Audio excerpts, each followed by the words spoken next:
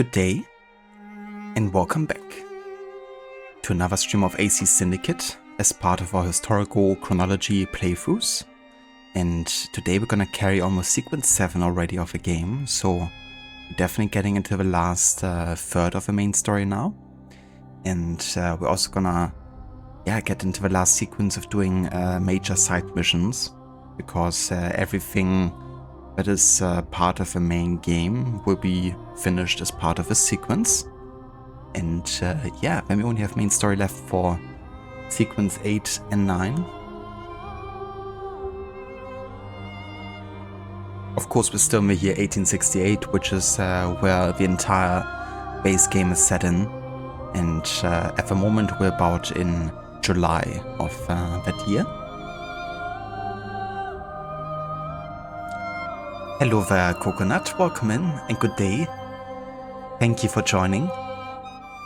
And I hope you have a good weekend so far. Yeah, those arts are indeed from Syndicate. They are concept arts that, Ubisoft kind of like lets artists create in the early planning stage for the games. So based on those concept arts, a lot of the game assets are actually being created in the game. And I like to research those and compile them together. So for each of the games I'm streaming, I like to showcase a bit of the concept arts for the game. But yeah, I love looking up those. And I don't know, I think it's really interesting, you know, to see how things have been planned or conceptualized and how they turn out later in the game.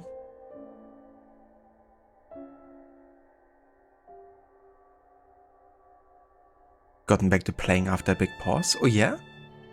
What are you playing, Coconut? Are you also doing some Assassin's Creed?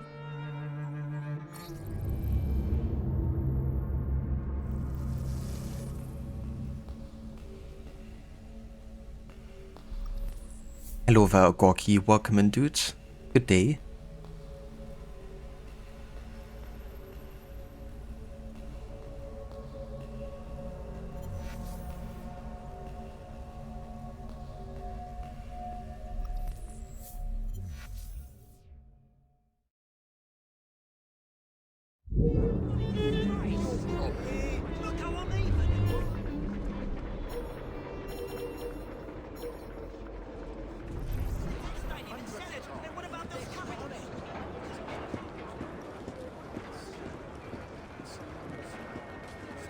Okay, let's start by having a look into the database here.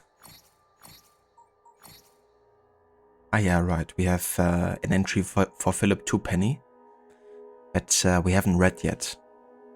He's the guy who was in charge of a bank and at the same time also robbed the bank on a regular basis.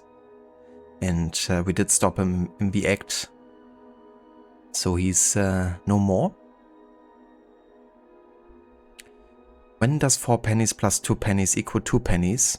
When Mrs. Twopenny has only one child and dies in a boat accident. Her husband, the elder Mr. Twopenny, had profited immensely from the marriage, gaining her shipping company, several sugar plantations in Mauritius, and her father's connections. Little Philip was raised in the lap of luxury, attending Charterhouse Public School, only as Brits would call one of the most expensive and exclusive educations to be had public, before attending Oxford. Twopenny served one term in Parliament as a Tory in the House of Lords, aka generally and genially taking up space before joining Thomas Newman Hunt, the governor of the Bank of England, in an unusual joint role at the bank recommended and supported by Crawford Sterrick.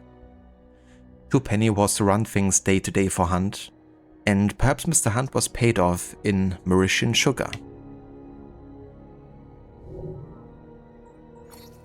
Yeah, lovely dude. I like when he's, talking to a homeless dude, being like, get a job, you weak fool. At the same time, he's doing, basically nothing, but profiting immensely. And not only that, he's actually stealing, you know, from the people. The irony.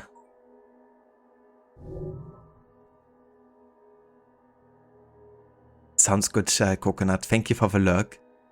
I hope you have fun with whatever game you're playing.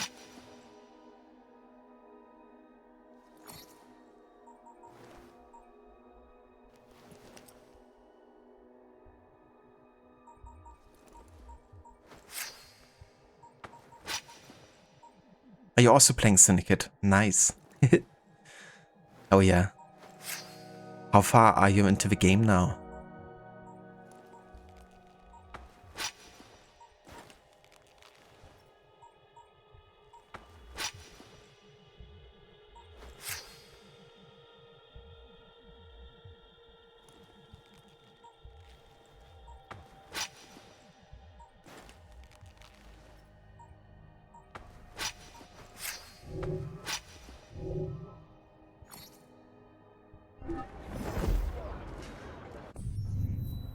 Let's have a look at the map here.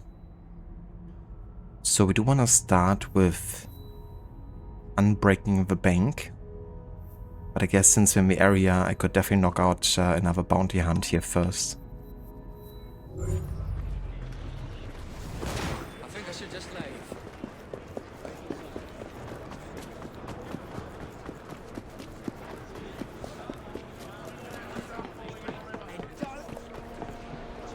About sequence 3 and 4, you don't want to rush through it though. Get to the chopper! You're kind of annoying, my friend. That sounds like a good idea, you know, like this game definitely has a good amount of content to offer. It's definitely easy to just, you know, rush through the main story sometimes. But yeah, I hope you're enjoying it. You lost first, here's my response. Welcome in, Dr. Darling. Good day to you. I hope you're having a good weekend.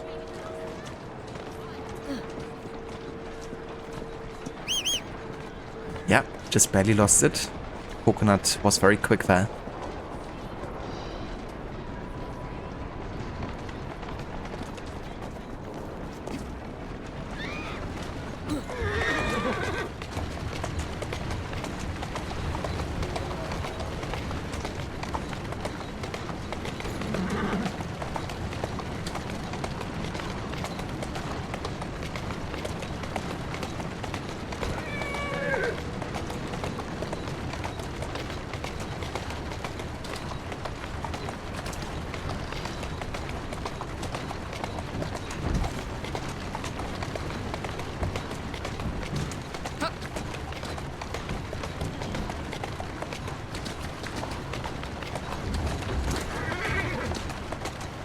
There you go.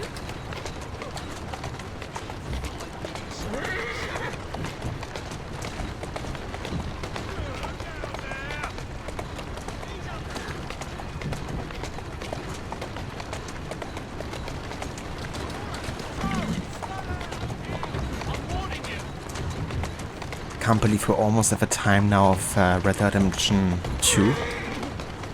I mean, obviously it's still another How'd it go? 31 years. But it's coming up. Gotta say, I can't wait to play that game again. I've been looking forward to it for ages now.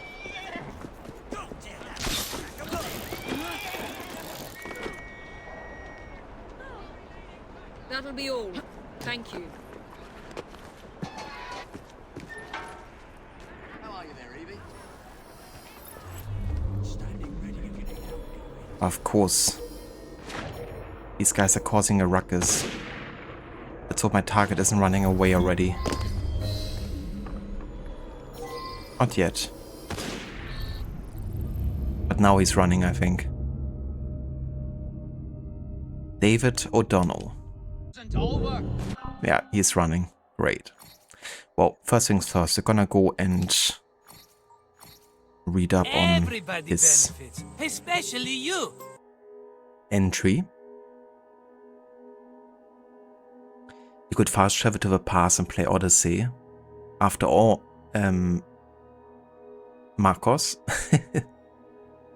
No worries, Dr. Darling. But yeah, that's true. I could do that. But that would be a bit of a Quebec overload, I think. First Syndicate, then Odyssey. That's a bit too much. You've been playing Elden Ring again? Nice. That's cool. Are you going for like any particular playstyle? Like a full mage or something? David O'Donnell. O'Donnell never liked churches. While traveling to London as a child, David was tricked by his parents, abandoned on the steps of a church, and left to fend for himself. Embittered and deeply scarred, he now wreaks havoc on religious ground, wherever he might find it. Known for destroying confessionals and throwing explosives at tabernacles, David always vanishes before anyone can catch him. Well, he already has a bit of a lead on us here, so I'm not sure if I can even catch him. Like once he gets to a carriage, it will be quite tricky. You usually kill all 200 plus bosses again. That's fair. But I hope you're having fun replaying the game. It's been a little bit, hasn't it, since you last played the game?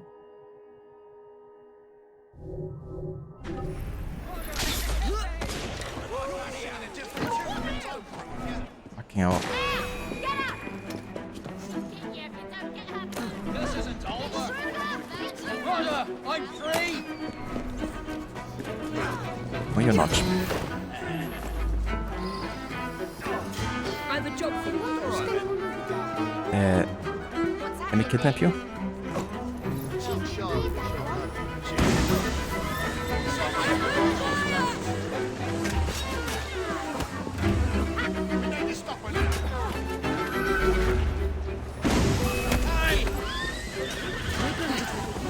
This isn't over. Brother, I'm free. Ah, piss off. No noise, just walk. Oh, Ah, piss off. You're not getting away that easily. that was smooth now, wasn't it?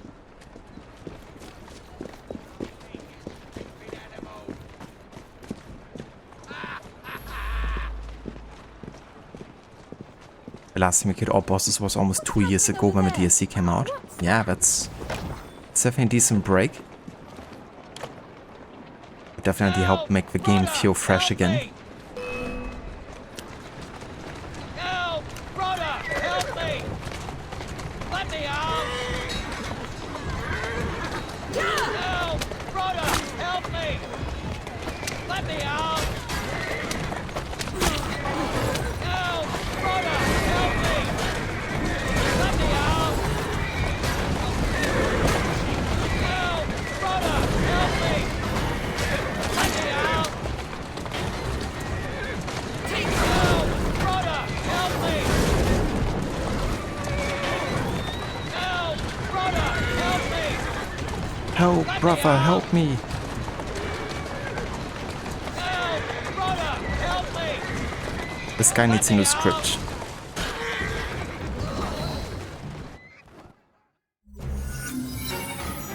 Thank you for bringing him in.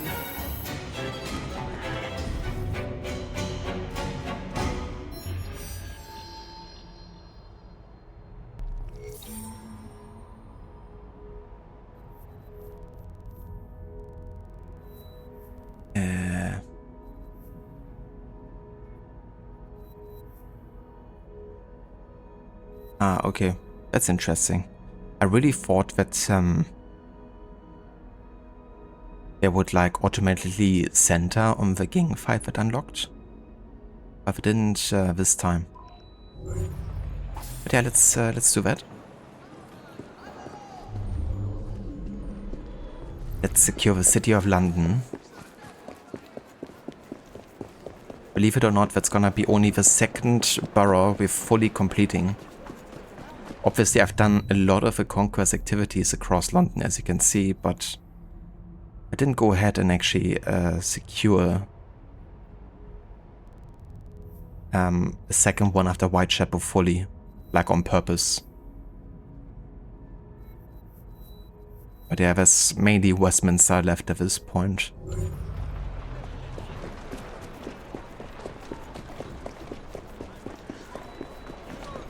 And Westminster I'm gonna leave open, I think, until we actually finish also the Queen Victoria stuff. I mean, obviously if I get it done beforehand, that's fine. But the last sequence and Queen Victoria sequence will give us plenty of opportunities to get a lot of it done.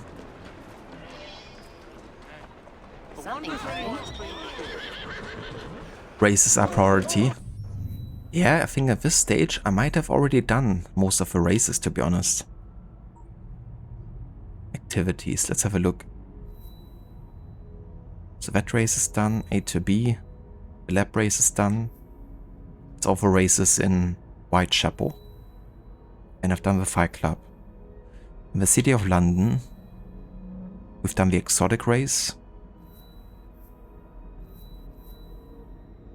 Oh, I haven't done this one here. An A to B race we still can do.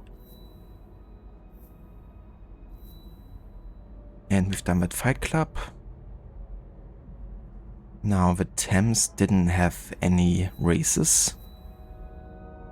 But a Fight Club which I've done. Then in Southwark we have this Fight Club I've done. Done that race. This race too, so that's all done. In Lambeth we have that A to B race I've done. The lab race I've also done. And the Fight Club is also done, so that's all done. And in this Strand I haven't spent too much time, so that could be definitely something I haven't done yet. I haven't done the Fight Club here.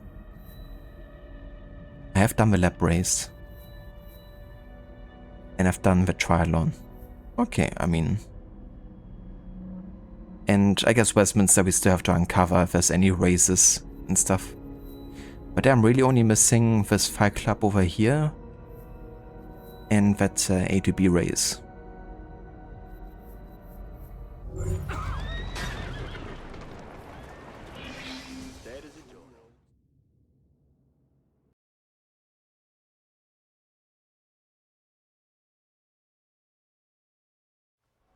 London's so-called Bloody Nora has challenged you to a gang war. All weapons permitted. Good luck to both sides.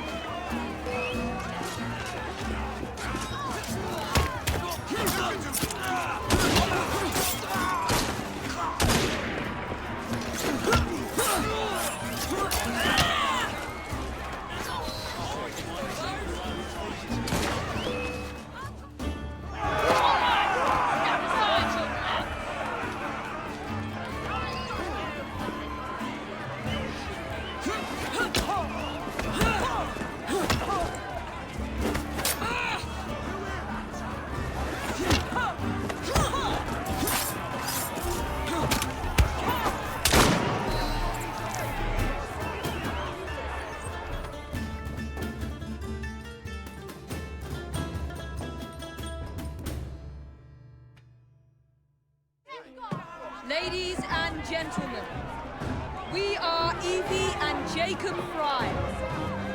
And as of this moment, you all work for us.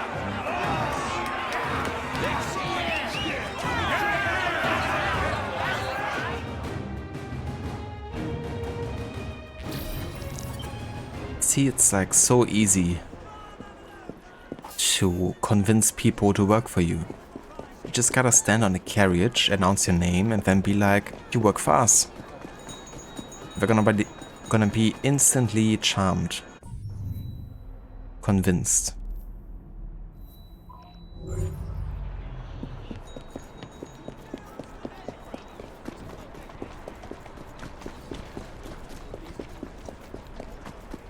That scene is always kind of ridiculous to me. That's probably how Ubisoft Quebec thinks you're gonna win the favor of people. That's probably how they're convincing Ubisoft of their ideas. We are Ubisoft Quebec, and as of this moment, we are gonna make the ideas. Okay, you're in charge now of the AC franchise.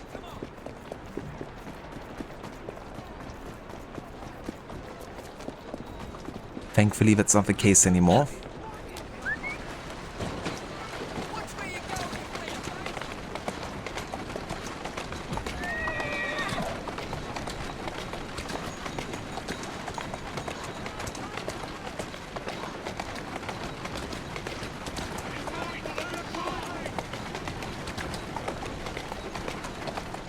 Here now. Easy.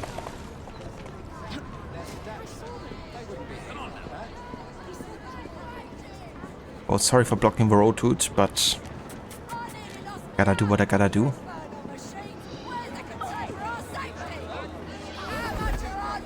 Unbreaking the bank.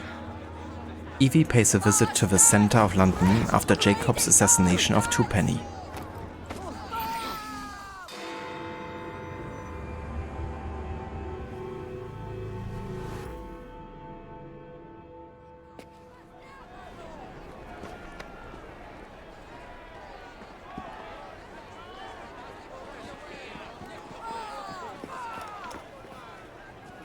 What has happened?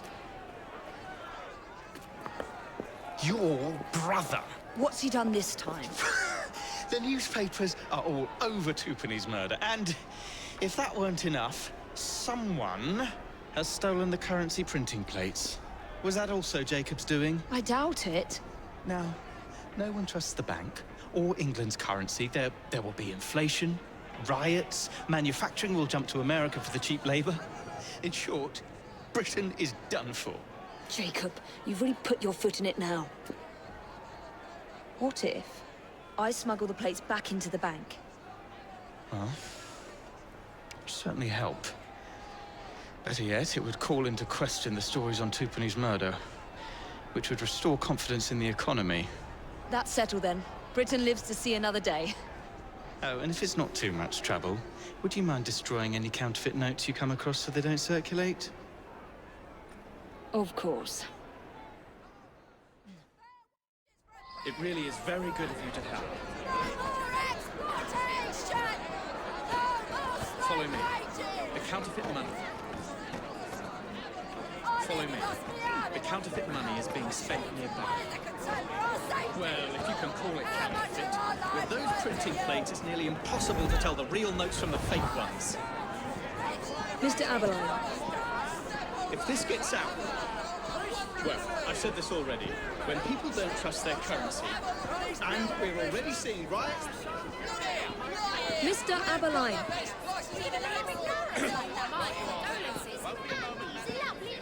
I have the utmost faith in you, Miss Fry.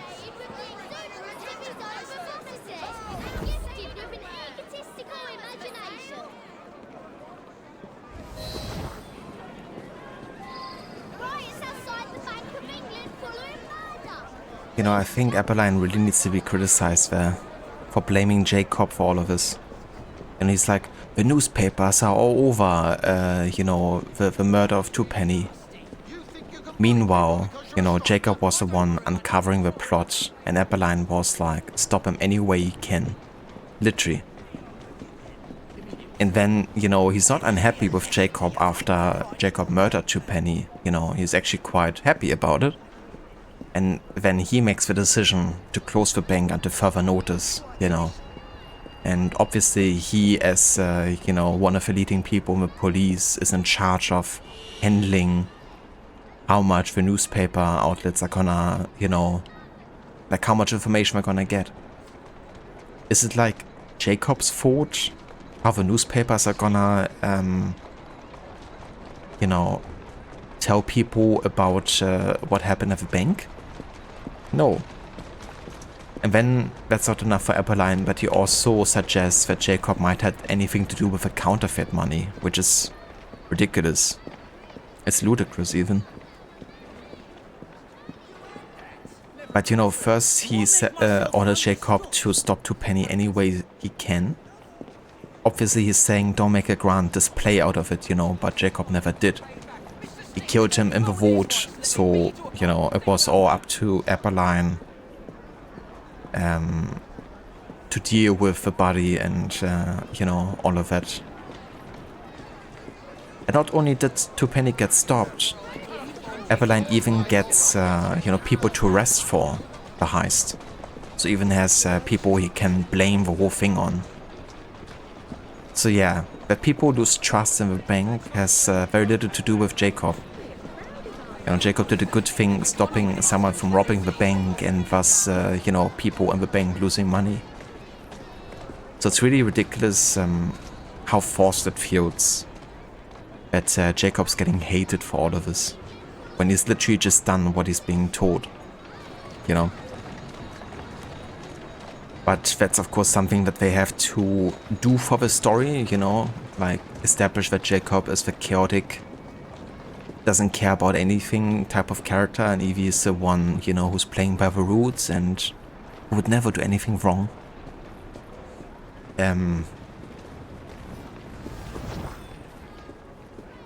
Yeah, I don't know, like this whole plotline with the bank always irks me.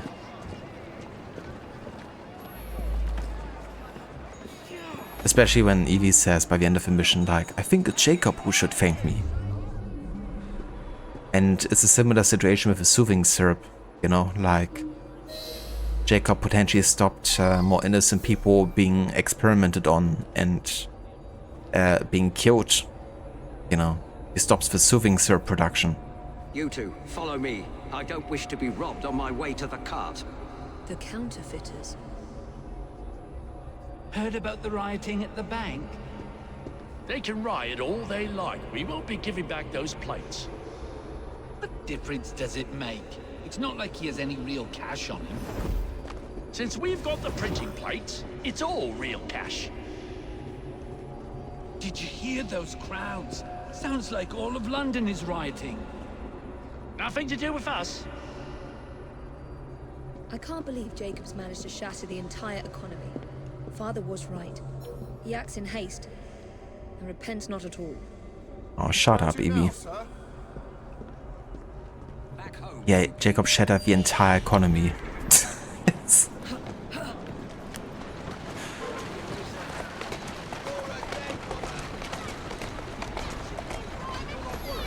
You know, maybe you should question the bank itself as an institution if Jacob, a single individual who murders or stops someone who was about to rob the bank, leads to the entire economy being shattered. Like, maybe you should question that.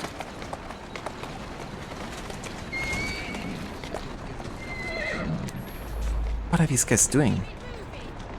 They're just driving in circles. Easy, girl. Dude, what are they doing? Honestly.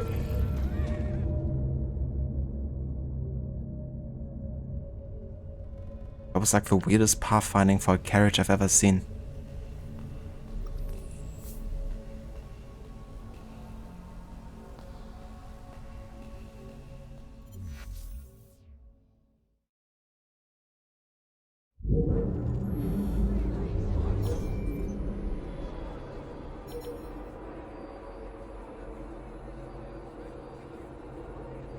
You two, follow me. I don't wish to be robbed on my way to the cart. The counterfeiters. Heard about the rioting at the bank? They can riot all they like. We won't be giving back those plates. What difference does it make? It's not like he has any real cash on him. Since we've got the printing plates, it's all real cash. Did you hear those crowds? Sounds like all of London is rioting. Nothing to do with us. I can't believe Jacob's managed to shatter the entire economy. Father was right. He acts in haste and repents not at all.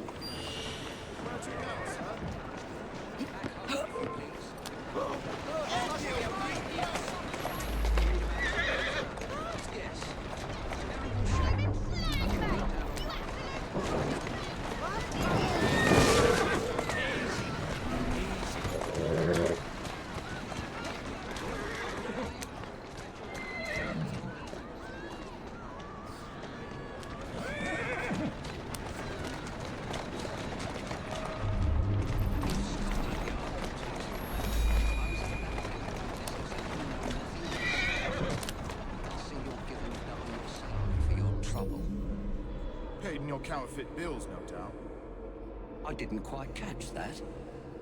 Nothing at all, sir.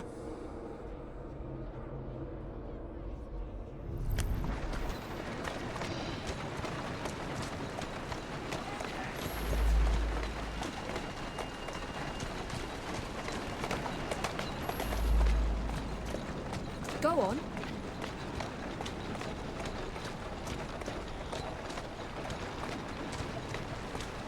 There you go. Whoa!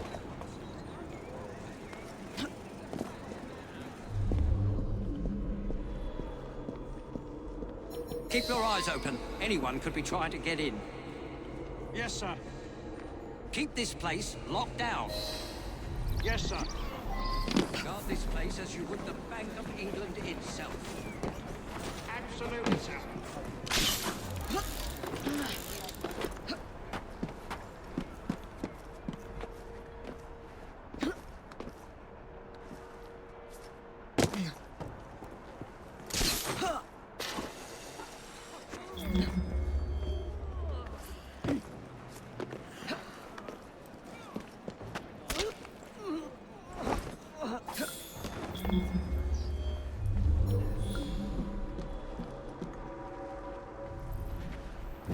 Must have been a tough fight getting those plates. Not at all. We just walked right in on the chaos. Nobody stopped you? They didn't even give us a second look.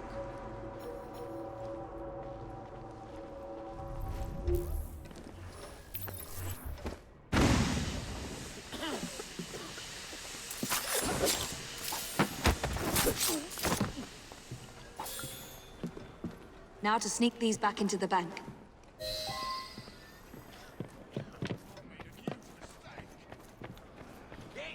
Told you to keep a low profile. I have questions need answering. Move along, or I'll move you along.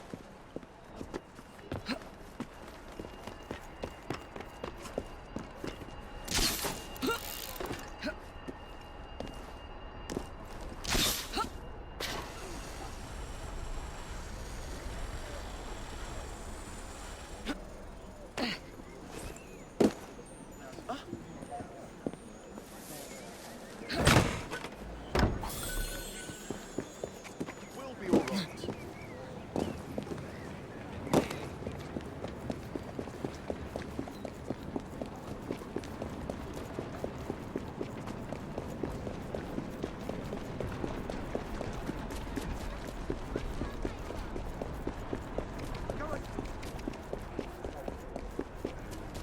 Maybe someone ought to notify them.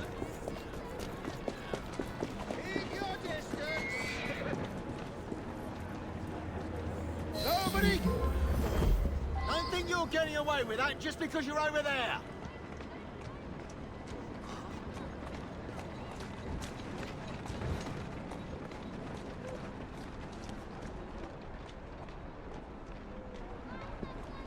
What's this all about? Quiet and I won't hurt you. What do we have here?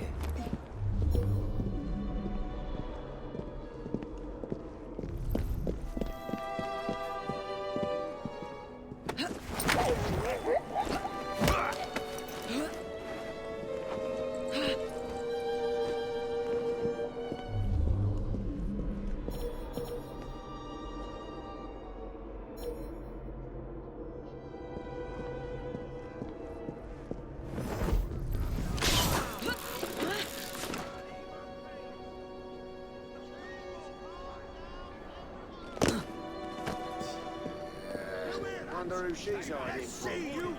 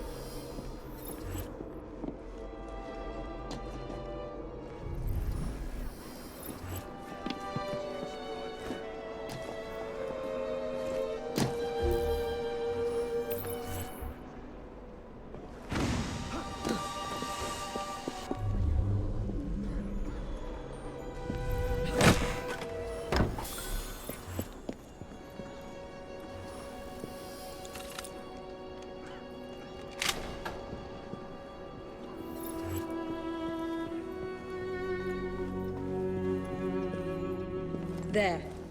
As if they were never taken.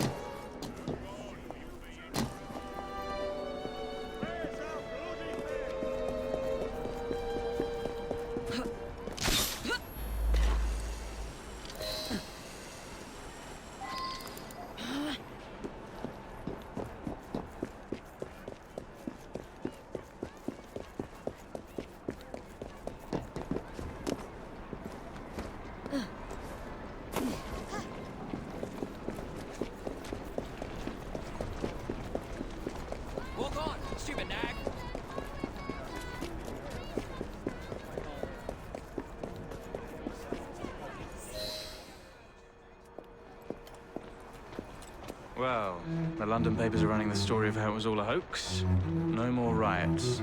Faith in the bank restored. Finally, I might get a quiet night on patrol.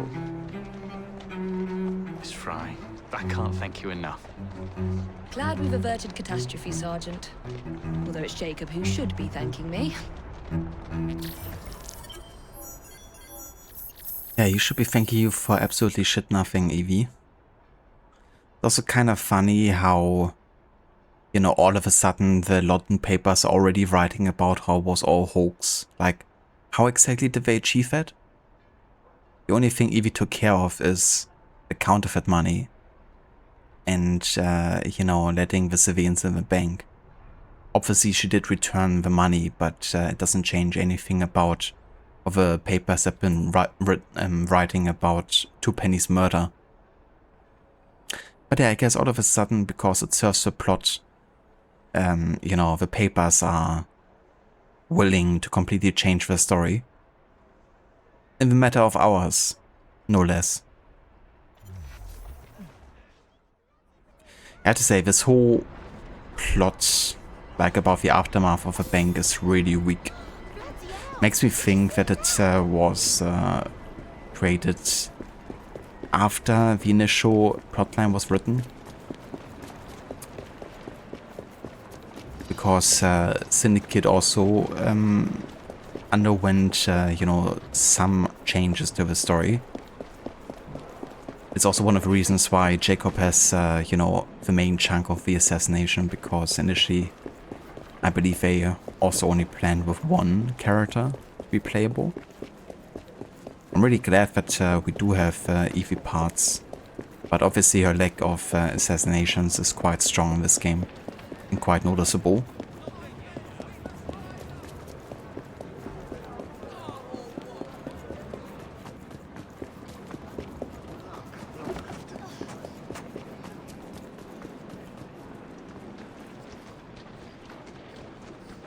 Alright, but yeah, with this done, we can now focus on the remaining major side missions in the game.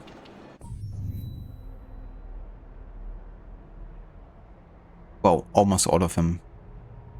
The Carmack stuff we're gonna do at the end of the sequence.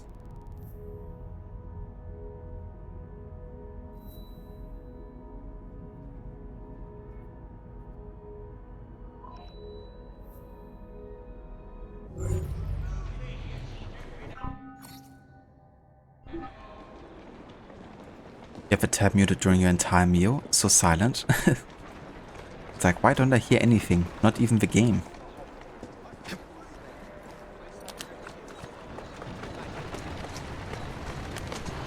But yeah, you only missed one of the worst missions in the game.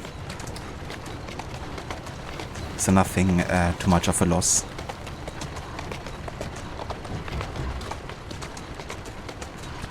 Who's a good horse? You are. I'm warning you. Easy, girl. Ah, hold on. We have a beer tasting note here.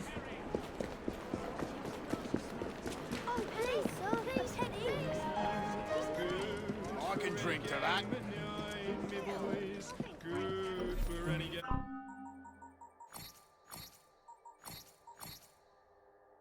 Fry and fry.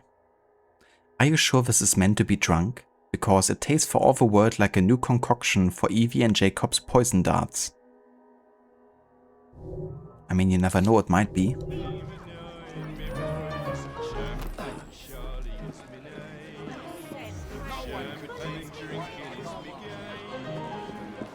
Champagne drinking is me game. I see.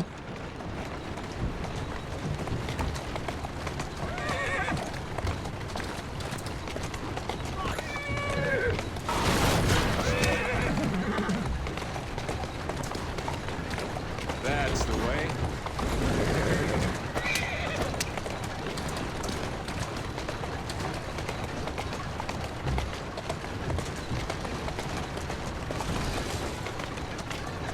Slow down now.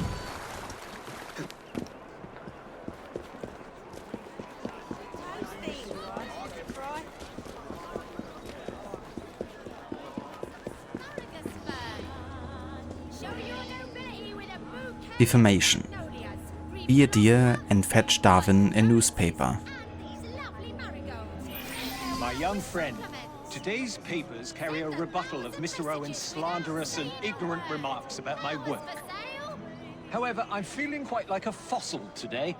Would you be a dear and get me a copy of the newspaper? That's a ridiculous fetch mission.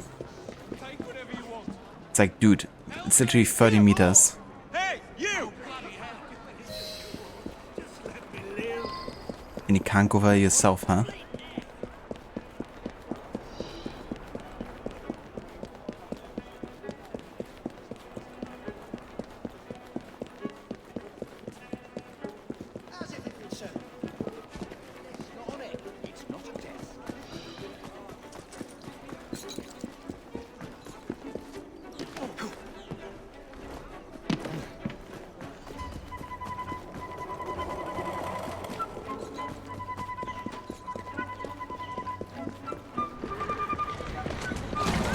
What the fuck?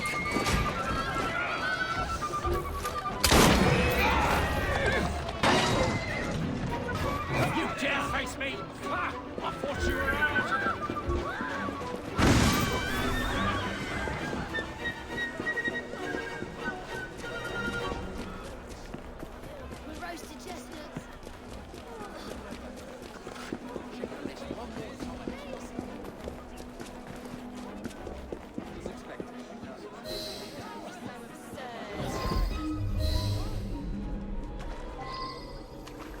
Camera? Can I run? Thank you. This mission is so scripted. Holy shit.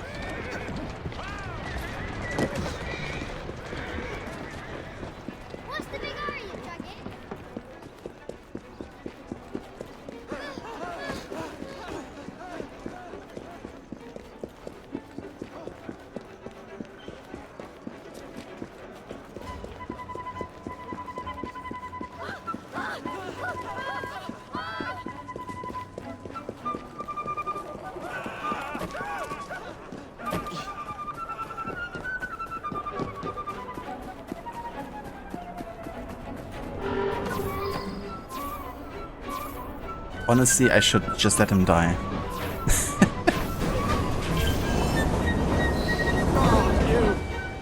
You saved my life. Yes. Now here's a question for you. Why would you attack a newsboy? A man paid me and my mates to force newsboys to display this leaflet. Yeah, take the bloody thing and leave me alone. This spells trouble for Mr. Darwin.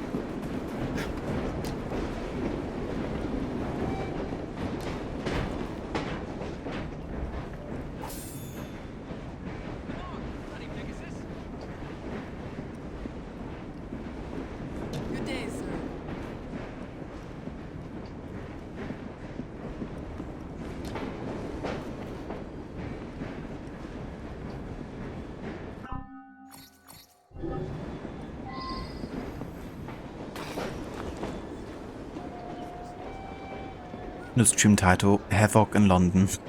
Yeah, honestly, would be fitting for today because some of these NPCs are really getting on my nerves. Everyone is out to kill me, it seems.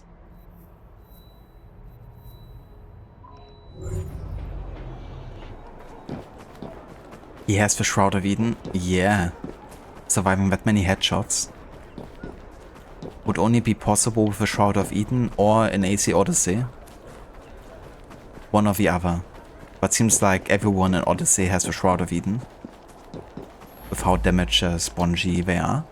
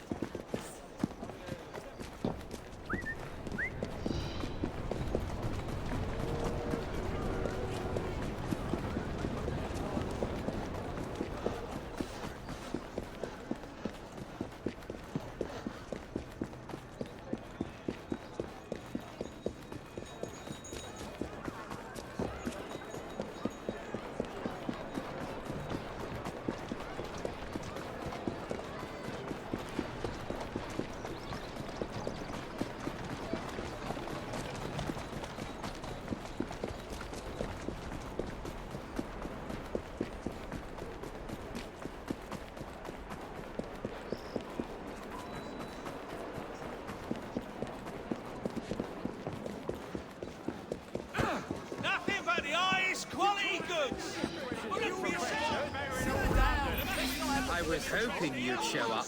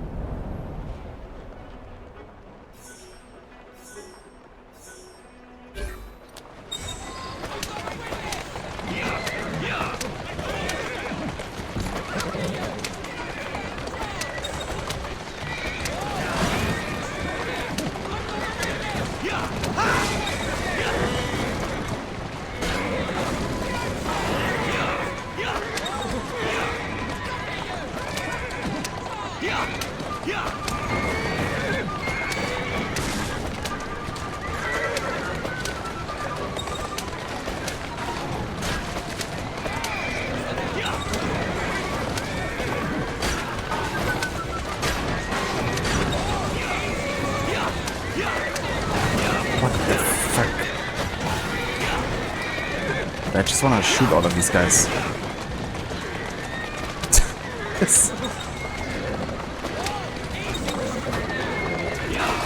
So I'm the only racer left and just get an easy win here.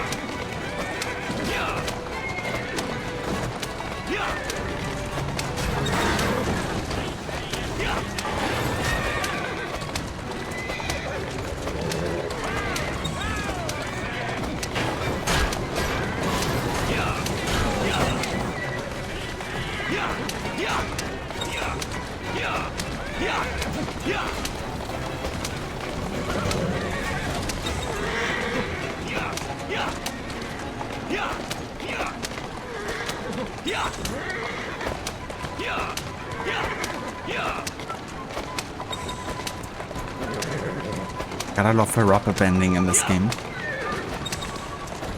Like, they keep on crashing into everything and they still catch up.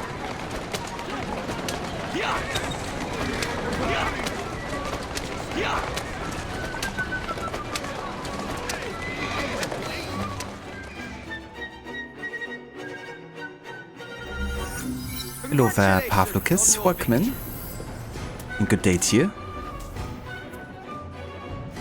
So the progress is we're currently in sequence 7 of the main story. So we're now in the last third of the main story overall. And we have a total progression of 54%. And as for the conquest, we have now secured the city of London fully. In Suffolk, we're only missing 1 conquest activity. In Lambeth, 3.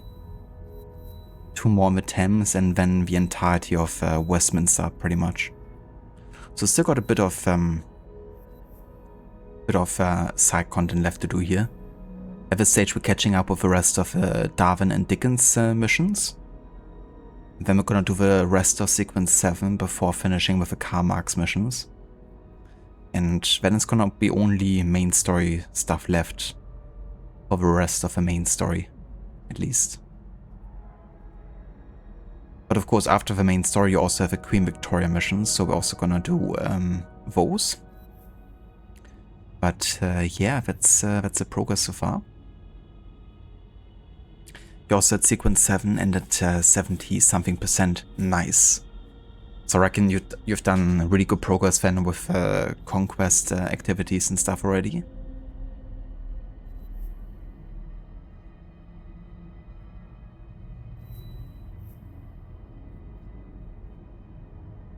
Okay, so where's the next mission that we want to be doing? I guess this one, potentially. And this one. Okay, let's go over to Cruel Caricature first.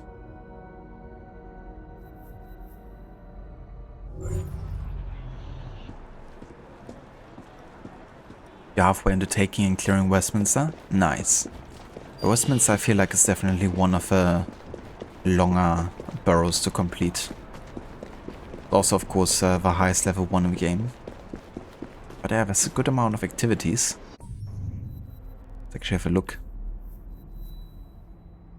So 1, 2, 3, 4, 5, 6, 7, 8, 9, 10 activities, yeah. That's more than the average, I would say, honestly.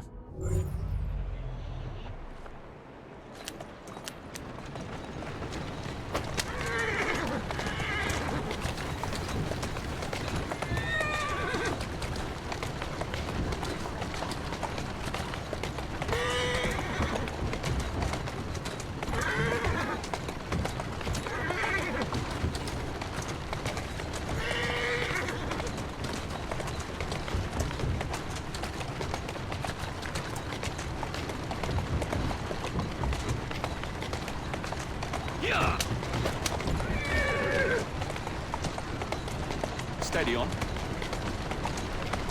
Yeah.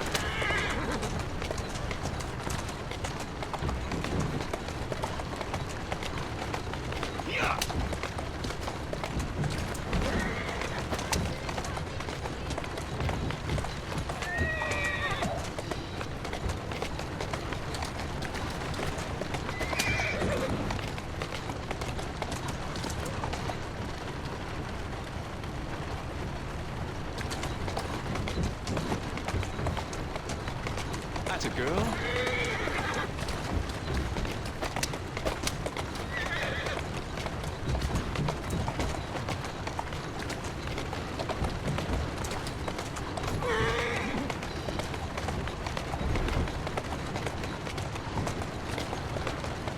Slow down. Away from your area.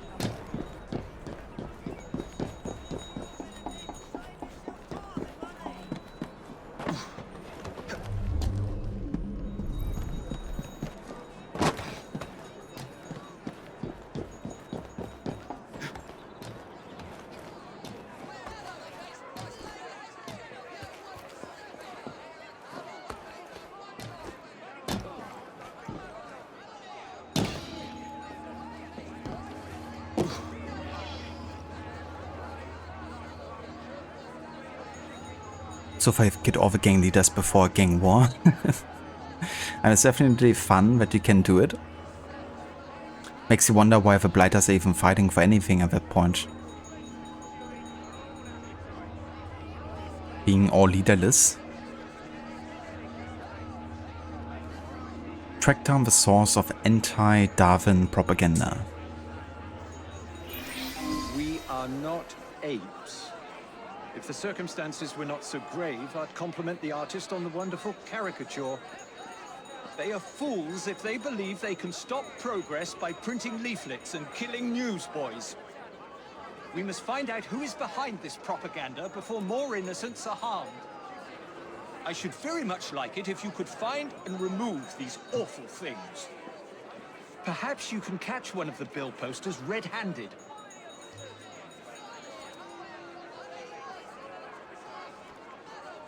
So this is another historical anachronism, because these caricatures weren't put up until 3 years later, in 1871.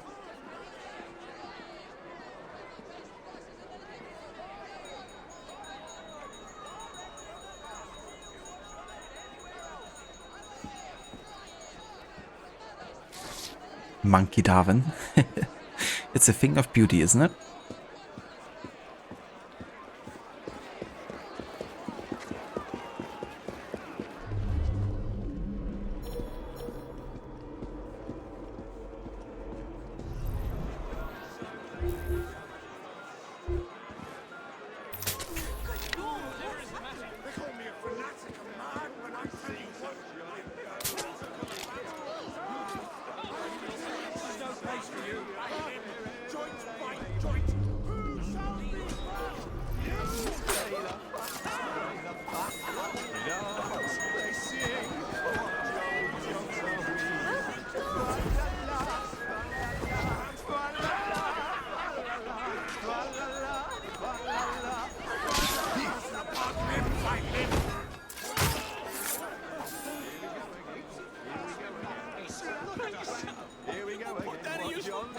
The new phone wallpaper.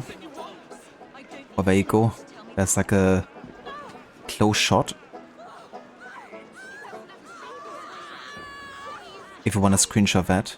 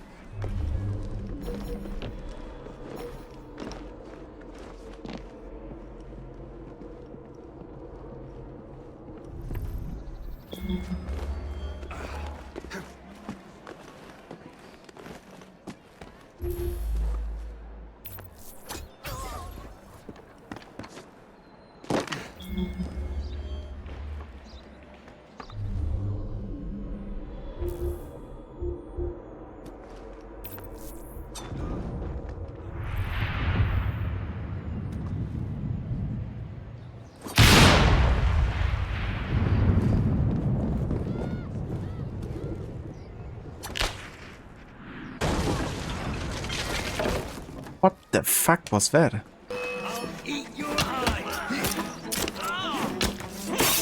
Jacob just straight up jumped next to him instead of assassinating him.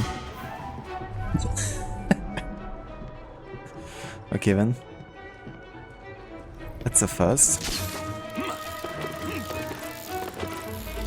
What are my thoughts on AC4 Resynced? I have to say, I'm actually quite positive towards it. It looks like, you know, not just a cash grab or anything. It looks like they definitely put some, you know, real effort into recreating the game. What I also really feel positive about is that they have the same cutscenes, just like modernized. So it seems like they're just using the old mocap files and, you know, the original story, which is great. It would have been a concern of mine if I would have changed the core story too much, but that seems to be largely untouched and just expanded upon. There's definitely some reservations I have about Evo. Primarily that's in connection to the parkour. Because it seems like they're just using the Mirage/Shadows parkour system. And that, I think, has been a really bad parkour system in the series, to be honest. Mirage certainly profited from the fact that the layout of the city was so good. But as for the actual parkour mechanics, they're rather basic and very streamlined, and you're not very much in control of the character, I feel. So I was honestly hoping that they would return to the high-profile, low-profile system. So not having that is not my favorite decision. But I have to say, apart from that, like, most of the stuff looked really, really good. It will be interesting though how the new characters fit into the cast. You know, obviously they've been writing content for new officers to join the Jackdaw, and I hope they, you know, are not feeling too different from the rest of the game and how it's written.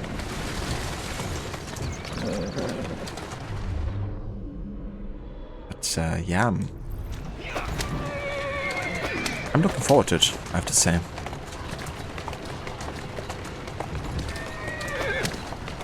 I definitely do want to play it.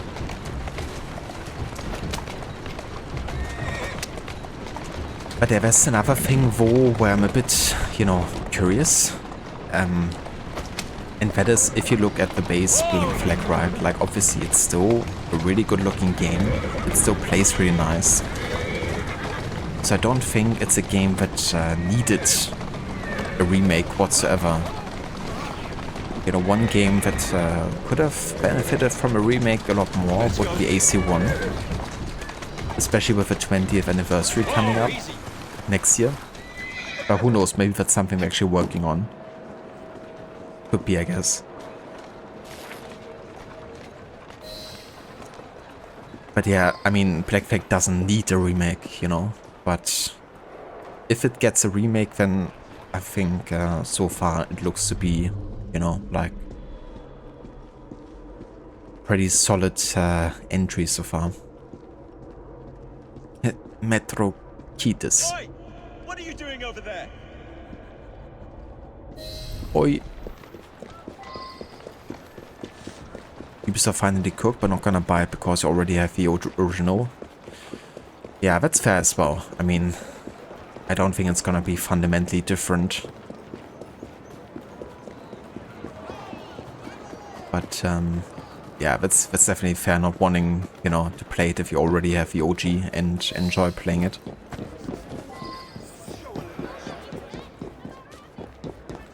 The way he's running. A lot of little steps there. And still faster than Jacob.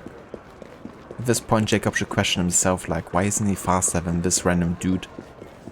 He's taking tons of little steps to run.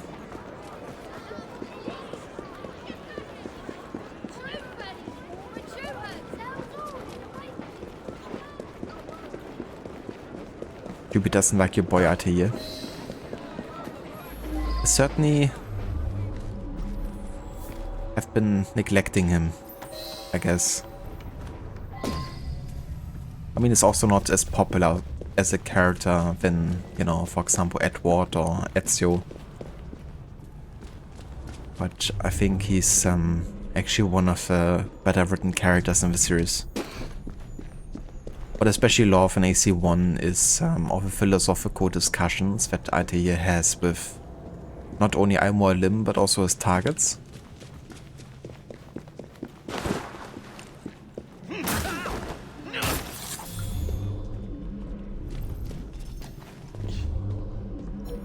It's definitely an AC game that really makes you think.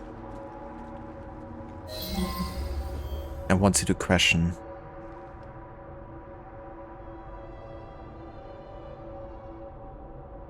sabotage them all at once, okay.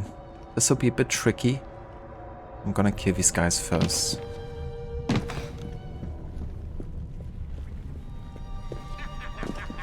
Where did he come from?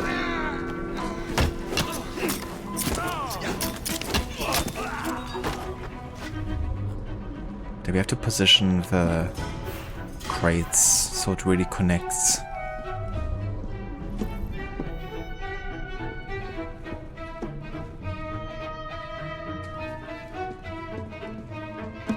Also, thank you for follow.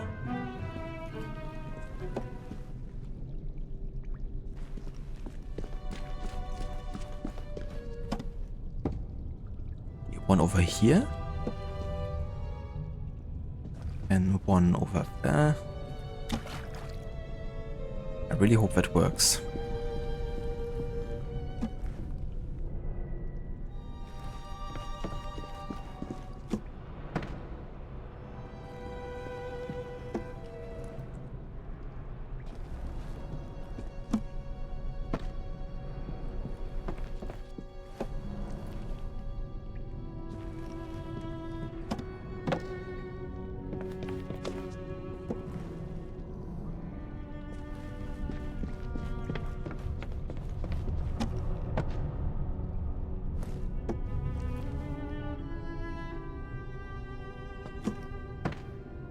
Is that big enough of an explosion radius?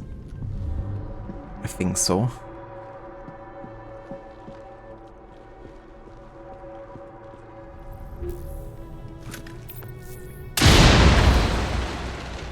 Okay. That works.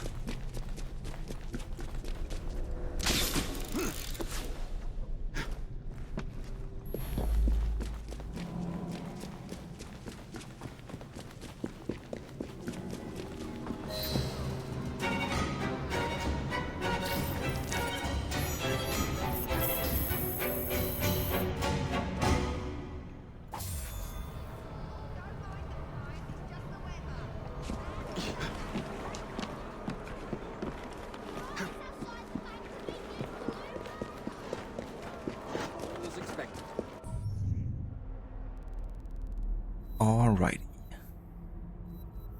What do we have next? I guess we could do the follow-up mission here for Darwin, the struggle for existence.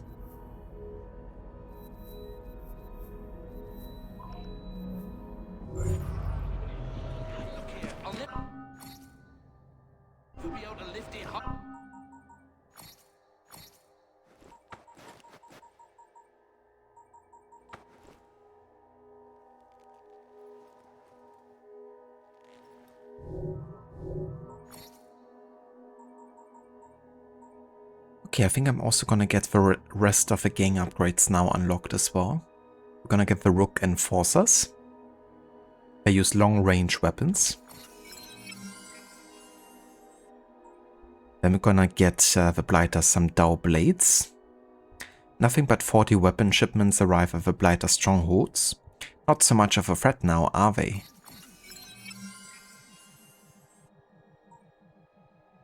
Bad powder. Low-quality gunpowder causes the Blighters to occasionally misfire, or even cause the weapon to explode.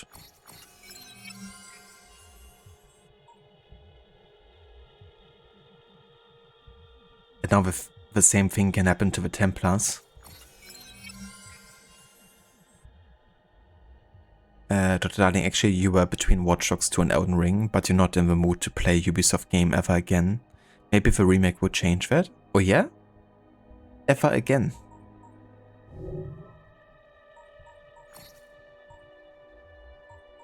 But that doesn't go for older Ubisoft titles, does it? Like ones you already played and still like?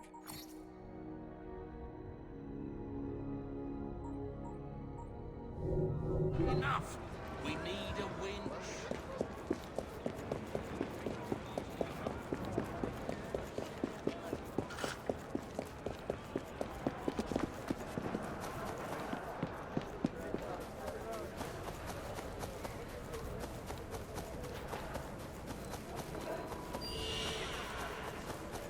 Shadows and Viola have ruined you for life.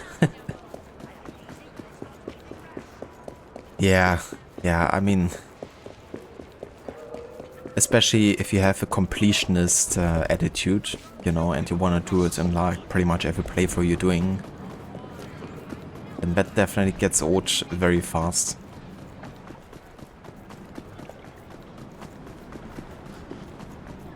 I'm definitely a bit glad that I don't have the urge as much to do, you know, completionists every time I play a game. Because I definitely feel dread when thinking about, you know, for example, doing a completionist run of Valhalla or Shadows at the moment.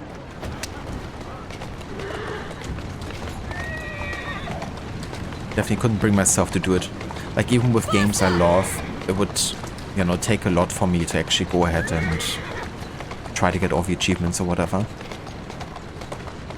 Last game I've done that with, and that was the first game in a long time, was actually Clair Obscur. Come on!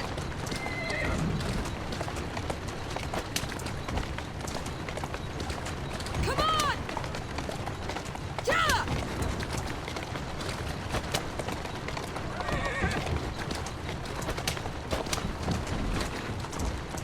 Yeah, that was a really fun 100% like full achievement playthrough. Easy. Oh, there was definitely some grindy stuff eventually. Like, by the end, the endless tower stuff. That one I could have done without, but I still had so much fun with the game that I didn't mind doing it overall.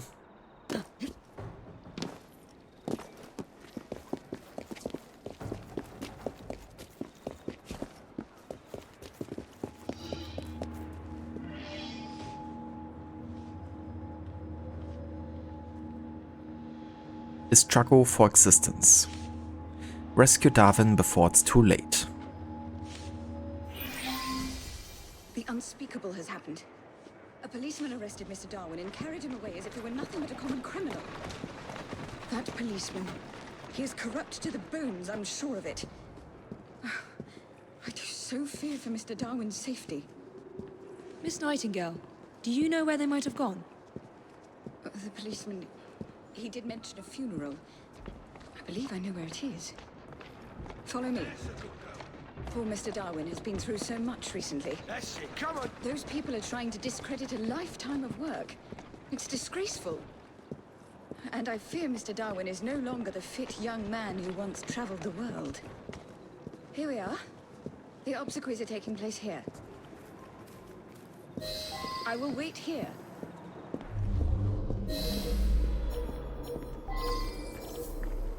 Jesus, that's a lot of police guys.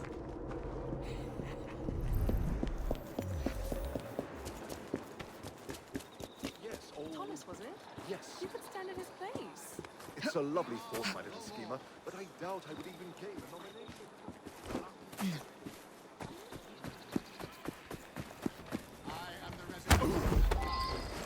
Easy now. Oi, what are you doing?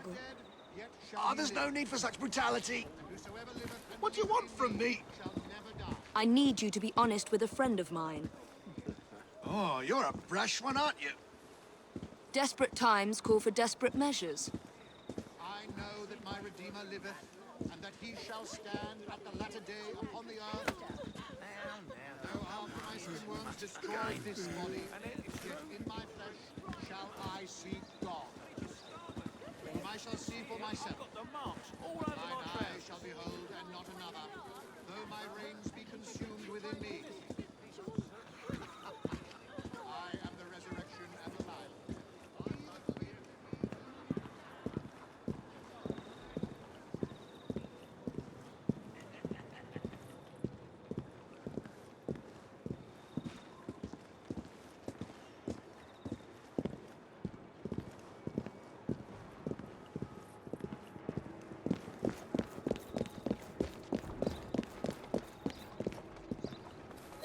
This is the culprit.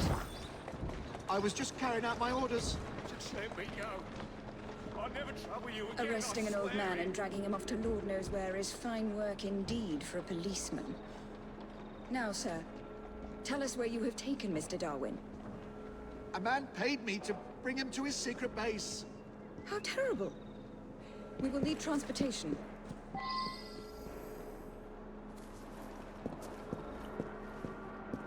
Transportation. How about this?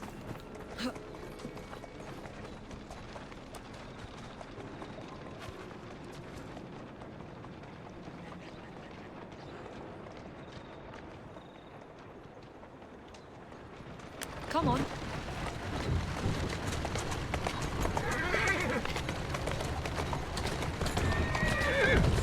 Atta girl.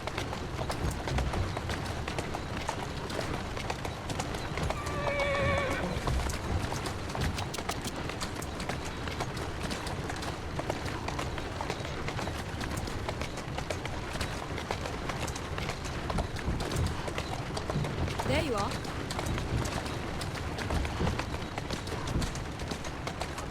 Slow down.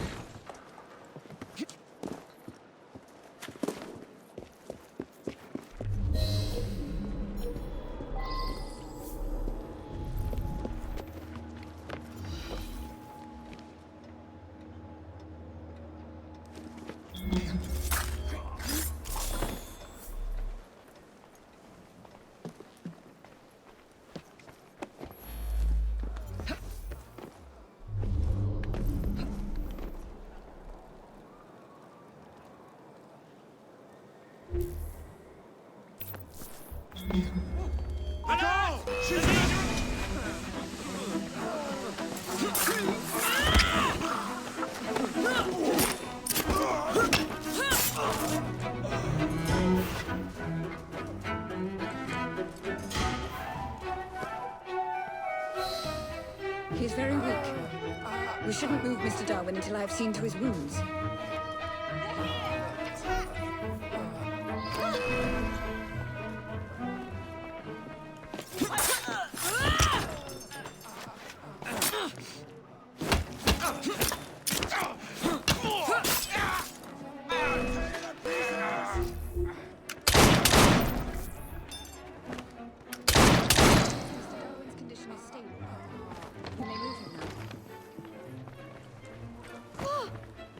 Yeah, he looks very stable, falling off a bed like that.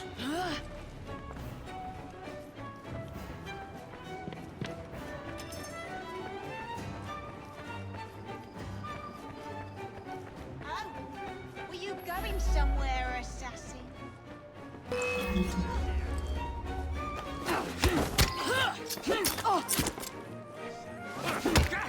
Don't strike until you see an opening.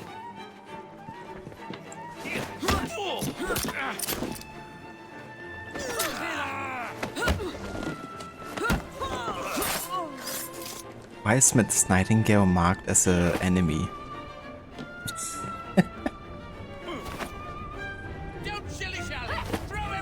Why can't I do a multi-kill?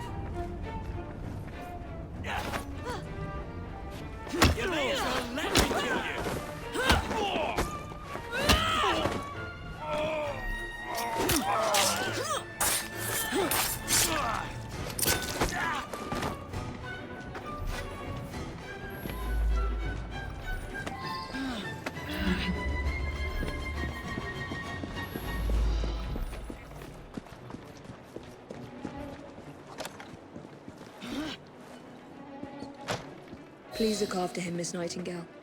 My brother and I will visit soon.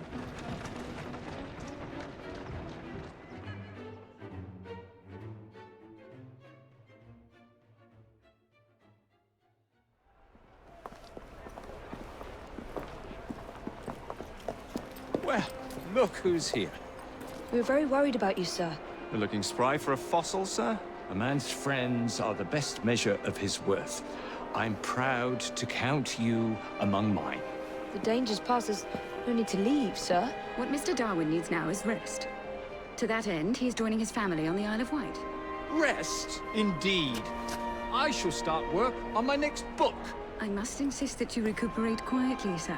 The acquisition of knowledge is in itself sufficiently recuperative. Go, tell her. This is one fight I aim to avoid, sir. Thank you for everything, my friends.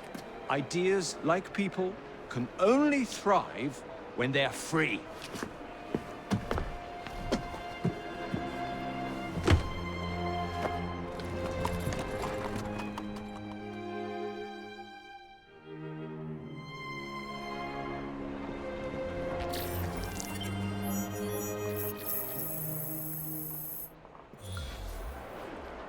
So this might seem like a full-on send-off, and in a way it is for the character, but we still have 2 more missions with him. And historically speaking, he did join his family on the Isle of Wight, but he only stayed there for about 5 weeks actually, so it's not like, you know, he's gonna stay there forever.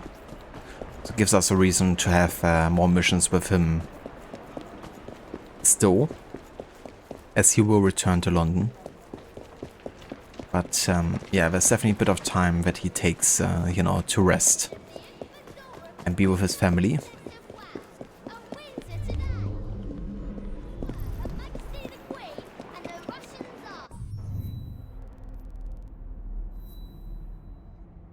Alrighty, I would say gonna go and finish the strand now with the last Templar hunt.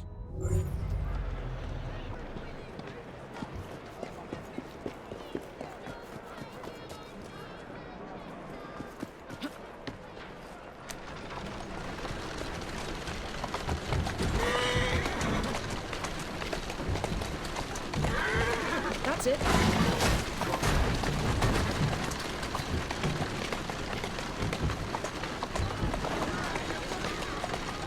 Go on.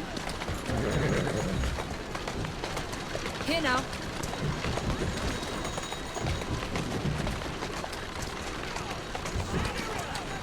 Come on.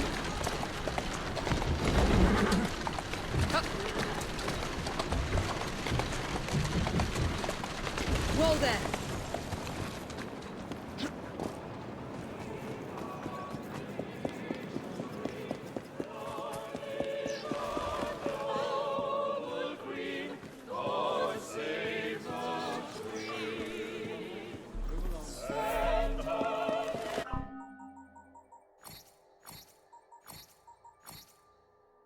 The China Pink stands for pure love. Florists designate 2 principal divisions of these flowers, pinks and carnations. Spencer, who was remarkable for his care in retaining the old manner of spelling, calls these flowers coronations. Bring hither the pink and purple columbine with jelly flowers. Bring coronations and sops and wine, worn of paramours.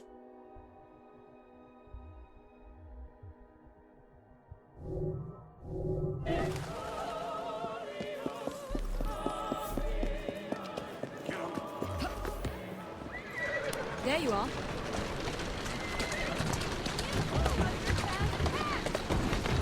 That's it.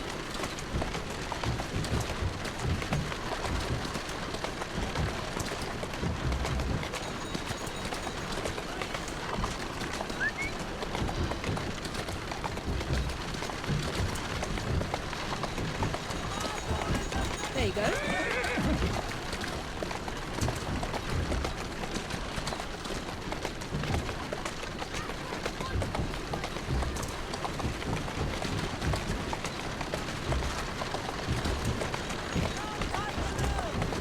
Slowly now.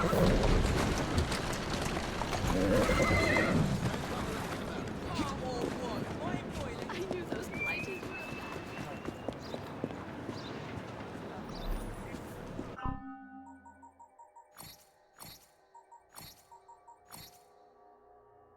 Preparation in St. Paul's Cathedral for the Thanksgiving service. There's certainly a lot of historical illustrations about Thanksgiving for some reason. Makes you feel like they just, you know, spread the same event across multiple collectibles, so it seems like you have more historical illustrations than there actually are. Like of a different kind, I guess. But in general, it seems like some of the collectibles haven't gotten the same care and attention. Like if you look at the, you know, pressed flowers, like Amaryllis had basically nothing but just pride. And here you have like a bit more description. And then again you have one where there's like nothing.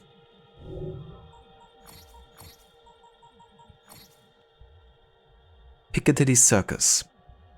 This landmark junction, now a festival of lights and advertisements, had very humble origins as a connecting point between 3 different sections of Regent Street. Piccadilly Circus was constructed in 1819 and derives its name from Piccadilly Hall, home of a famed 17th century tailor Robert Baker, located nearby. Baker's speciality was the Piccadilly, a frilly collar at the height of fashion, especially in the 1620s. Personally, I think the frilly Piccadilly is due for a comeback. Make it so, hipsters. Okay, one thing I must make clear is that there was never an actual circus at Piccadilly Circus. No clowns, no animals, no 8-fingered wranglers. Circus here refers to the fact that the junction was once a circle, but the shape of Piccadilly changed in the 1880s when Shaftesbury Avenue was created and cut through the circle.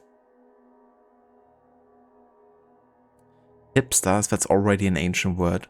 Yeah, it's definitely more of a 2010s kind of term. I definitely don't hear many people say it anymore. But yeah, this game of course was at the height of the 2010s.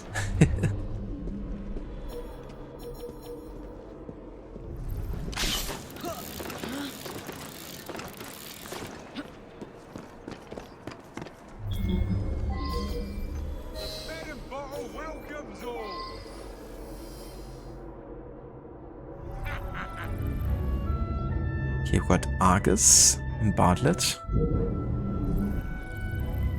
And Rose Bartlett.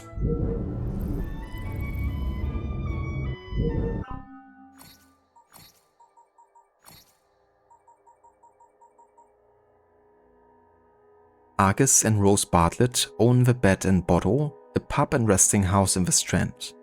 They often lure their customers in by advertising their services in public spaces. Curiously, several missing person cases have had their origins traced back to the Bed and Bottle. Some neighbors have reported that they've seen clients go in, but hardly ever seen them come out.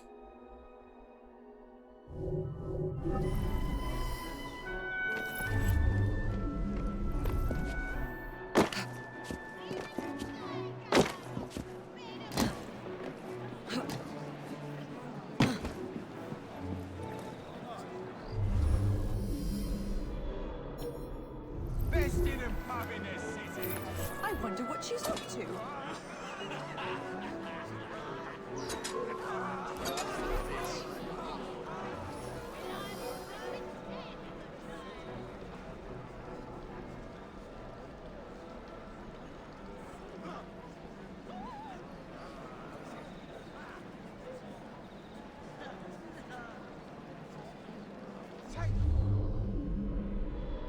Take your load off at the Bed and Bottle. Once you come, you'll never want to leave.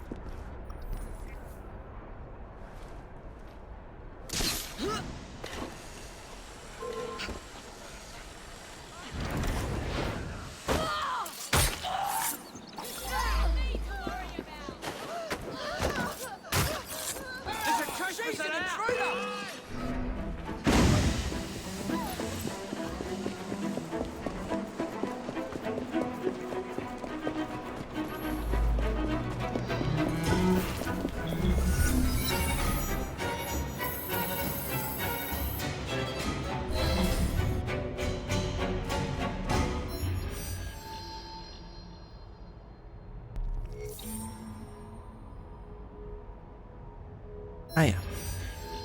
Genug gegen War. Let's do it.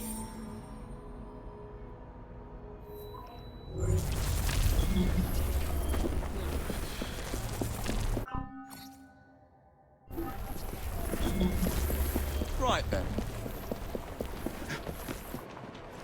Keep moving. Yeah.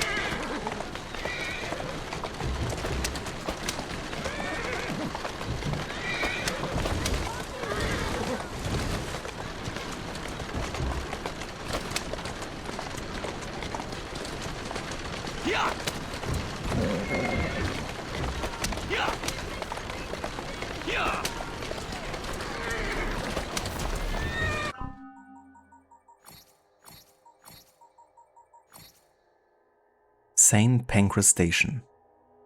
Named after the patron saint of children, St. Pancras Station was built by the Midland Railway Company on a disreputable slum, not to be confused with those reputable slums you hear so much about. Landlords were happy to sell the property for a pretty penny, and inhabitants of the neighborhood were driven out of their homes without compensation. Building the station required moving a church and excavating its graveyard, disturbing many people from their eternal rest. Lovely. The Midland Railway Company held a contest in 1865, as St. Pancras was being built, to find the best design for a hotel the company intended to attach to the station. The winner was the architect Sir George Gilbert Scott, despite, or perhaps because, his submission was greater and more expensive than the specifications the MRC called for. The first train to leave St. Pancras in 1868 was bound for Manchester and didn't stop until it reached Leicester, 97 miles away. At the time, it was the longest continual train run in the world. I bet it never stopped there again.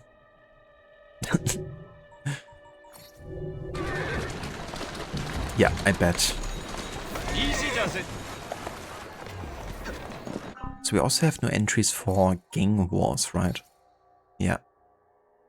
Victor Lynch.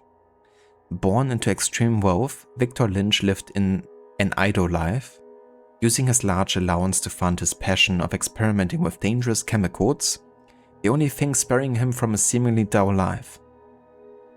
Experimental and excitable, Lynch's reputation grew as someone to be feared in the Strand, caring more about his inventions than the people around him.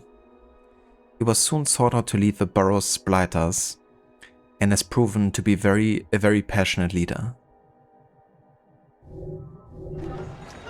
Not for long.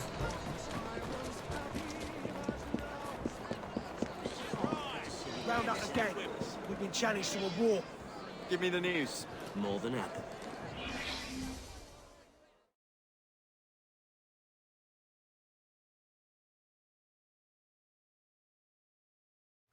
Mr. Lynch has agreed to your terms. In exchange, he will be fighting with electrochemical bombs. He sends his highest regards and encourages you to bring your bravery.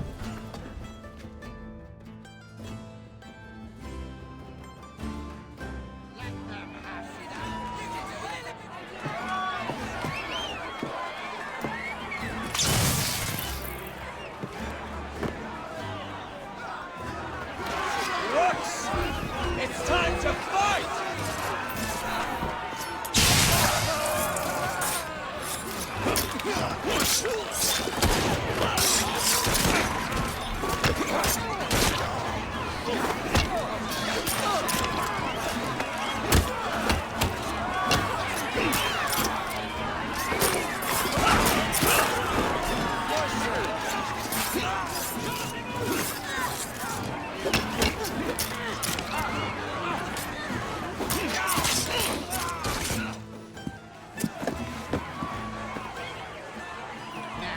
Blow you to smithereens.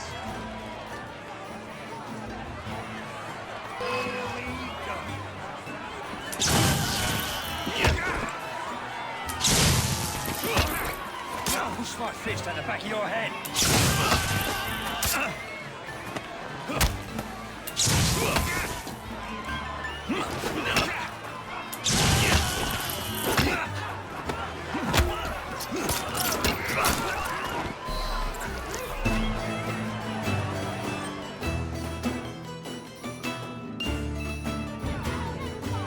Ladies and gentlemen, we are Jacob and Evie Fry. And as of this moment, you all work for us.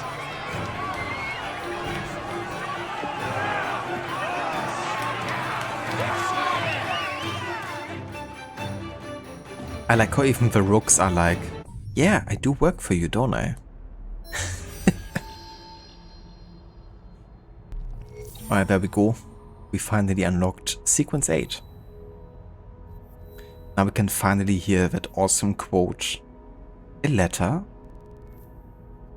For me? Alright, let's do the last Fight Club that we've uncovered so far as well.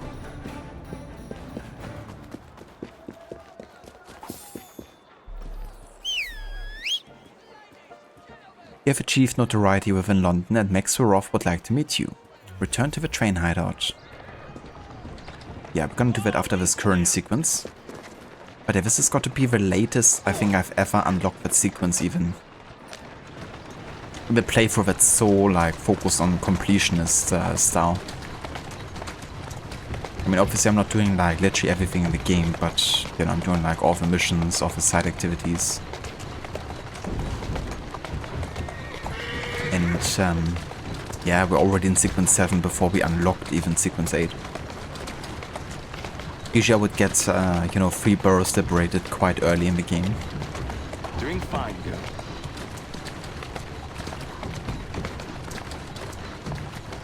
But it does feel a bit more natural this way, you know, than waiting to be starting with sequence 8 for several sequences and always hearing that letter quote.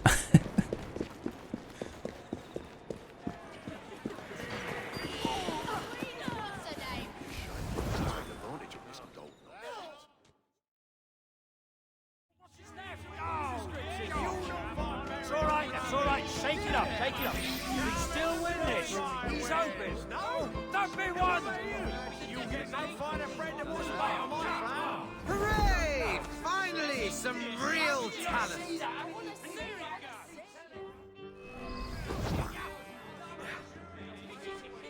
Don't let him breathe!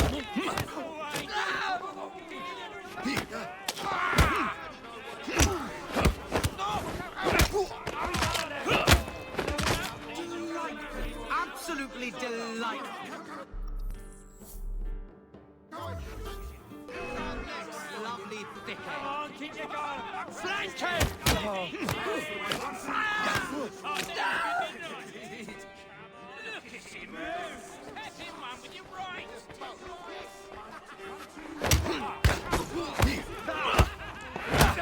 How delightful! Shall we put your skills to the test with another round? Hurry now, next! Hook jab and another hook!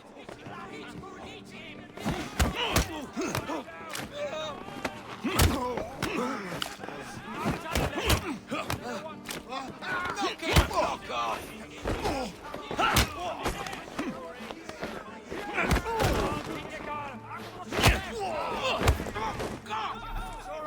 Ladies and gentlemen, you may want to place your bets on this fine contestant. Think they can take out our feisty competitor? He thinks he can avoid me shot. There he is.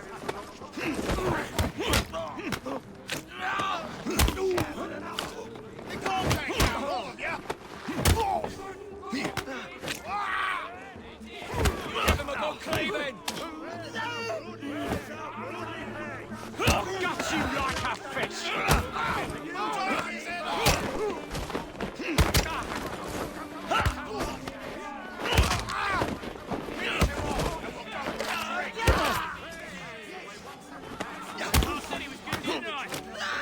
He's all even in one place!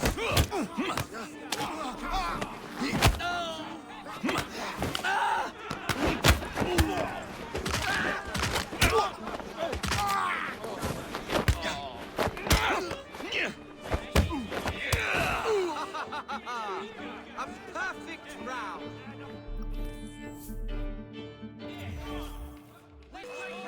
Soul will enter the ring next. The height's not an issue.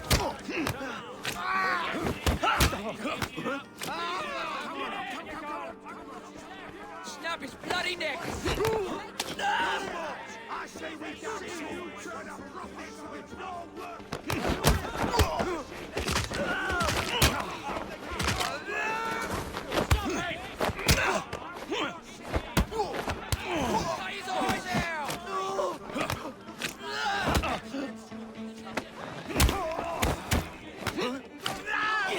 Guards to the devil!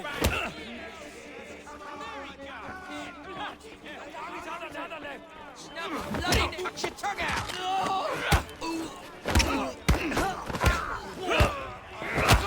You are a champion! Yes, indeed! The next contestant. Faster, Jake!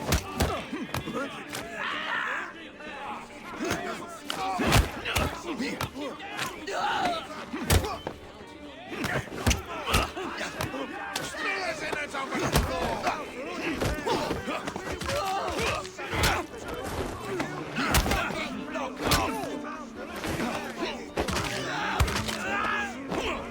Finish him off and we'll go for a drink!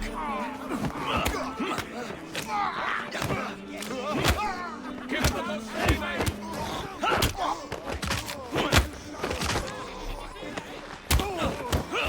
Watch it! He's a nasty one!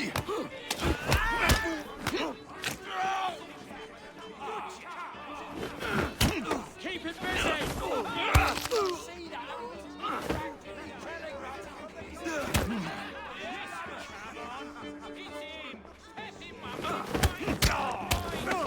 Don't let him breathe!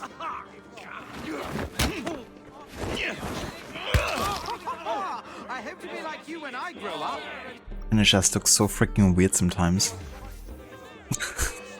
Will be our next contestant. But yeah, Quebec and combat animations are always an interesting match.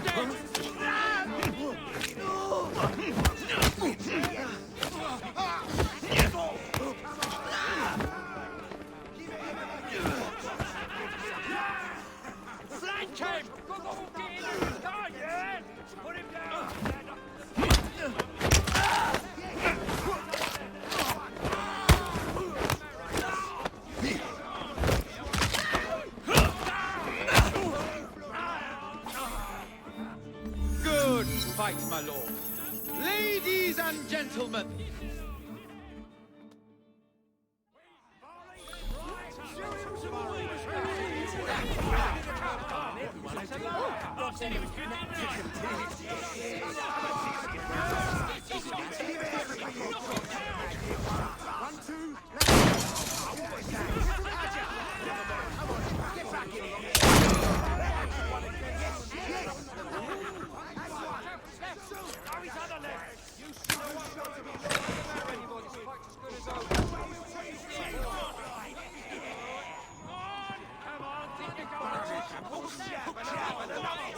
I like how nobody cared about the fact that I just shot someone in the ankle.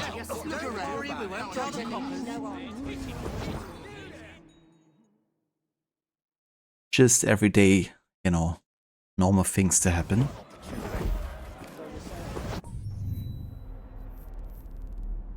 Alrighty. Now, we're gonna go down into Westminster now finally. But let's get that viewpoint first.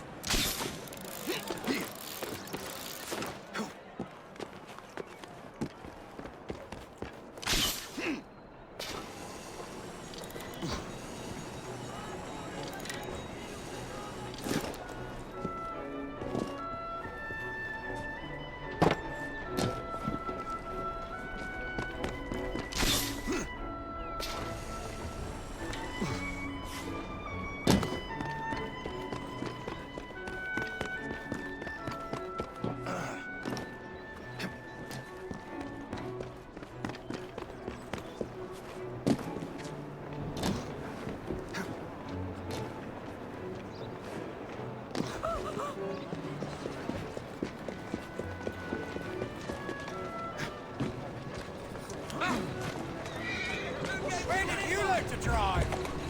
Let's go. Whoa!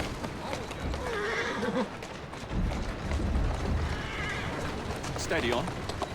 Easy now. We'll be killed! Whoa now. Whoa, easy. Where did you learn to drive?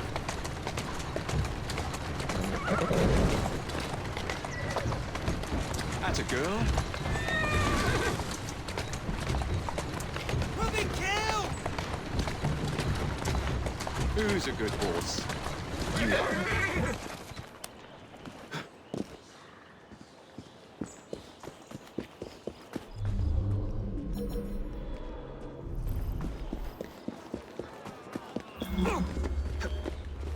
You lobcock.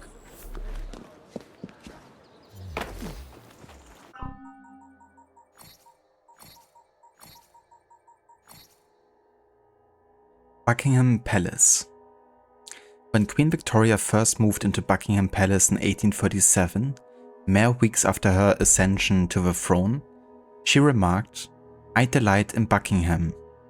That was before she realized the palace was cold, musty, poorly ventilated, and far too small for her needs.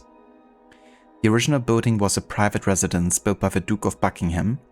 King George III purchased the appropriately named Buckingham House in 1761 as a gift for his wife, Queen Charlotte. George IV took the throne in 1820, and he aimed to upgrade the Buckingham House to a palace. The grandiose king hired architect John Nash, and Nash doubled the size of the original Buckingham House, adding a new suite of rooms, demolishing the north and south wings, and rebuilding them larger than before, and installing the large marble arch in the courtyard. After all, what's a courtyard without a marble arch? Don't even invite me around if you lack one. Nash got so carried away with building the new palace that his budget ballooned to about £500,000. He was fired in 1829, and George IV died the following year before the palace was completed. George IV's successor, his brother William IV, oversaw the completion of Buckingham Palace but never lived there. It was Queen Victoria who would be the first monarch to take up residency at Buckingham Palace, almost 20 years after its construction began.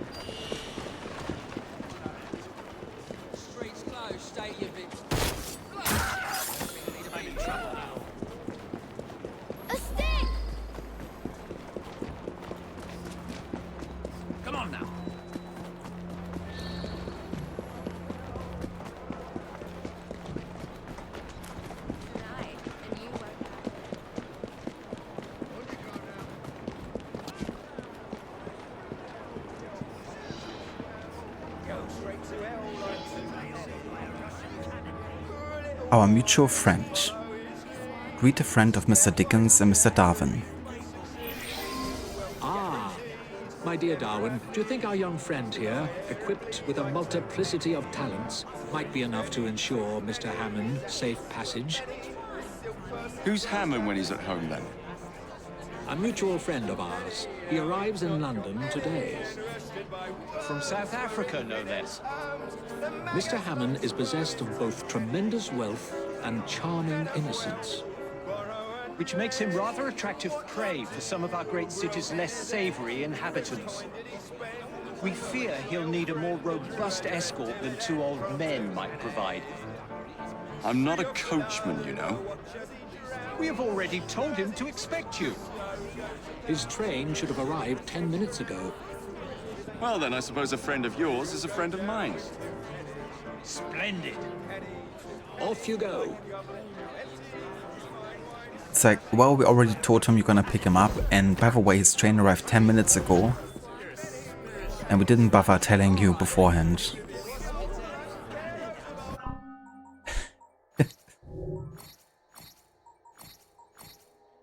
You know, beer tasting note? His Lordship's Dinner Ale. A beer from England's prettiest city and suitable for the King's dinner, no less. Well, the name is appropriate as I needed a full 5-course meal to get the taste of this concoction of misery out of my sad mouth.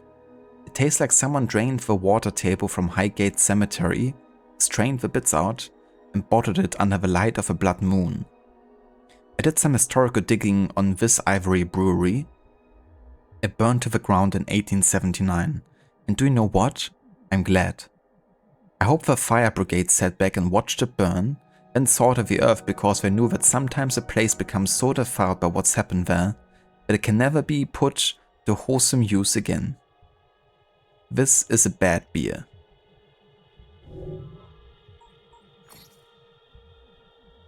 And also new historical illustration, the Tower, 7th day of June 1915. Huh? I mean, I do know that there's, you know, a World War I rift in the game, but this ain't even World War I. That seems kind of random.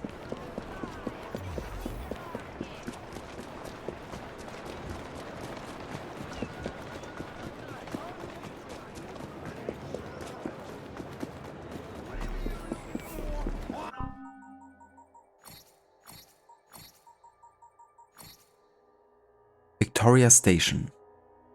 Here's some train history for you adrenaline junkies. As railway stations were built around the city, Westminster became a desired location for the competing railways to control. In the end, Victoria Station was built in 1862 and made up of 2 units run by 2 different companies. The western unit was owned and run by the London, Brighton and South Coast Railway, while the eastern unit was operated by the London, Chatham and Dover Railway. Each had its own entrance and was inaccessible from the other side. In Oscar Wilde's The Importance of Being Earnest, Jack claims that he was found as a baby in a basket in Victoria Station, insisting that he was found on the Brighton side, implying a social superiority associated with the Brighton station. This perception of the 2 stations is supported by the fact that the Brighton station featured an elaborate 300-room hotel called the Grosvenor, while the Chatham station had no adornments or additional buildings attached to it. Details like that are very important to babies. I'm sure of it, Sean.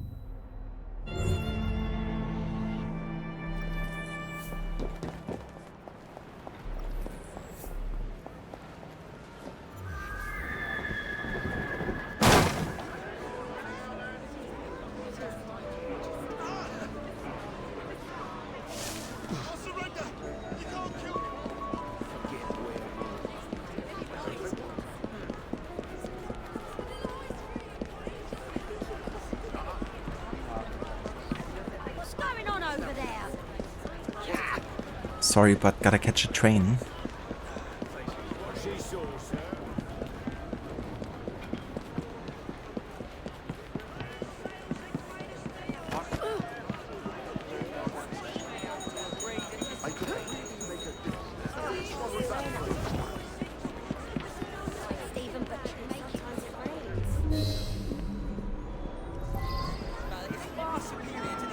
Mr. John Hammond? That is correct. Jacob Fry. Mr. Dickens sent me to meet you. Oh, good old Dickens. How very kind of him. Lead on, then. Back again, Jacob. Glad to see you. London. Can't say I've missed the weather. My father passed away recently, and I have come home to settle his affairs. Also, I am to be married. You don't sound too keen on the idea. I have never even met my future bride, Bella Wilton. It was all arranged for me. She may be a good woman, or she may not. I stand to inherit a vast sum. Can I be certain that the lady is not simply in it for the money?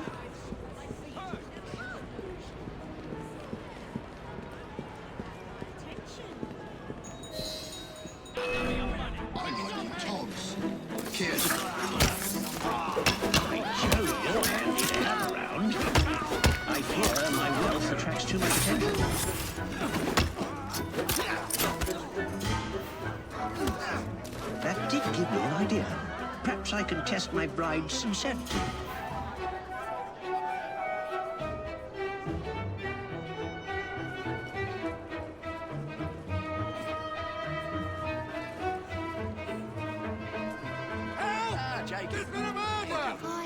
I don't believe it. I am now officially dead and have thus shed my fortune.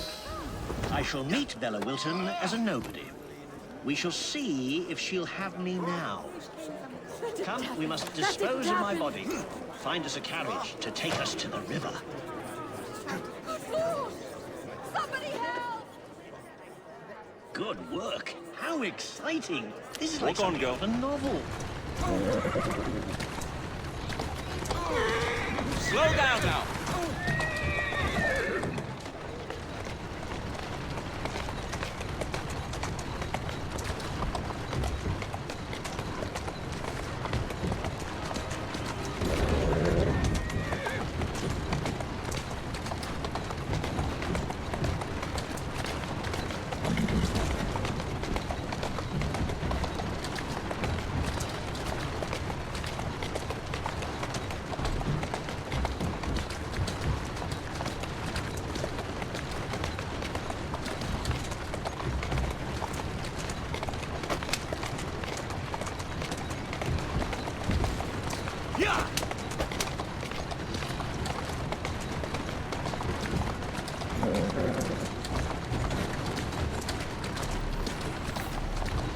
Whoa now!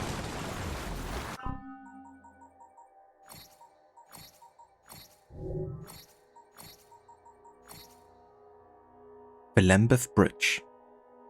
Before there was a Lambeth Bridge, there was a horse ferry that ran between Lambeth Palace and Westminster. The horse ferry dates back as early as 1513, when it was owned by the Archbishop of Canterbury. The Archbishop was stripped of his possessions, including the ferry, during the English Civil War, and as the war went on, the ferry became an important crossing for Parliament to keep supporters of the king out of Westminster. The horse ferry went out of business in 1750, when Westminster Bridge was built nearby, but Lambeth Bridge was built on the site of the original horse ferry in 1860.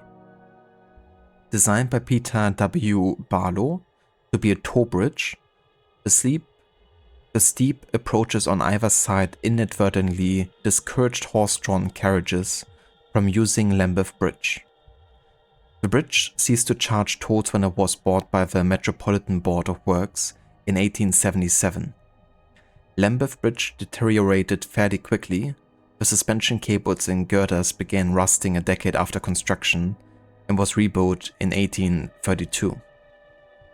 I'm sad this entry is finished. I love the word horse ferry. I try to use it more in day-to-day life. But unless I buy a horse and move near water, it seems unlikely to happen. Sad face. Hello over Oliver, welcome in dude, how are you doing? And also give me just 1 second.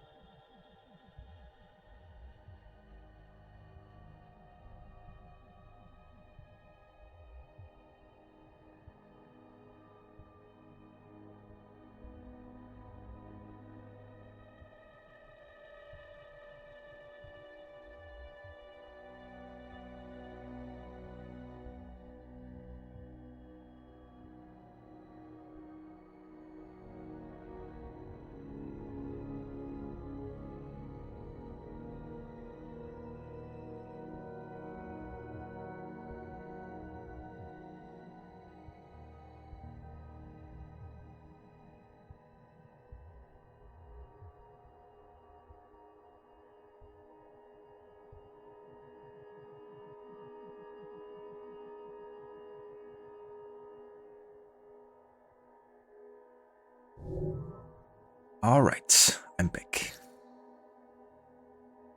Oliver, doing good. Just got back home from a little weekend trip with your girlfriend. Now continuing your Lego build. Oh yeah, Oliver, that's good to hear.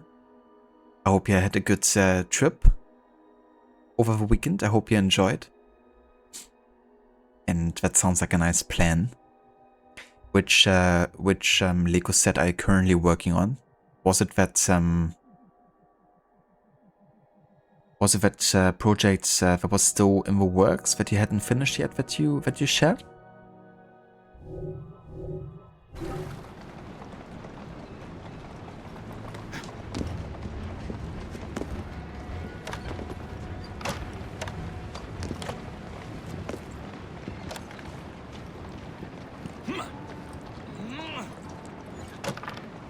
Civil works. That's nice for when you have like a project that takes a bit longer. Makes it very satisfying when you actually do complete it. Excellent. Now let us go and meet my fiancée. Easy, girl. Easy. You're a slow builder, a newbie one. I think I would be one as well, to be honest. As if a great weight has been lifted from my shoulders. After this, just to be sure, would you take me to my fiancée's house? I shall deliver the sad news myself. Seems a bit risky to me. She has never set eyes on me. Besides, I need to ascertain whether I like her as well. And I want to see how she reacts to the news of my death. Come on, hurry up! This is taking far too long. You're going the wrong way, I'm sure of it. You see? Dude, if you want a bullet, I'm very anxious to meet Miss Wilson. you want me to shoot you, just say one more word and we can make it happen. But I think I would also be a slow builder. I haven't really done a lot of Lego since I was a teenager, and when I did a bit of Lego like a few years ago, I definitely found myself double checking a lot. So I can definitely also take a bit of extra time.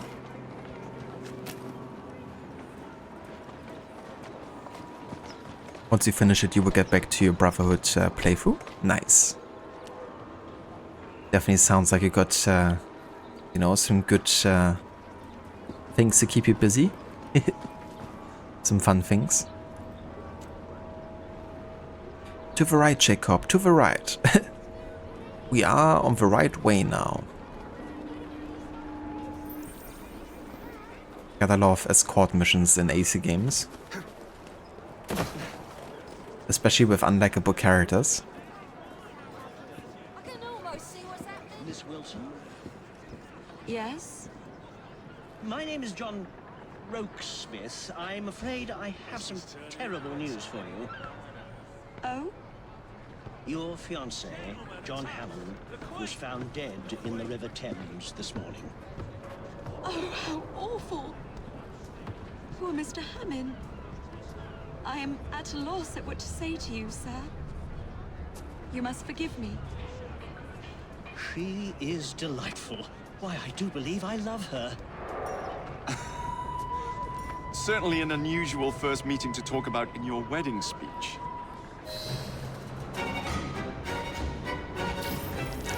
And then he just goes away without even talking to a woman.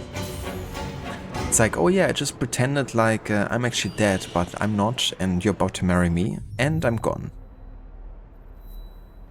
Seems legit.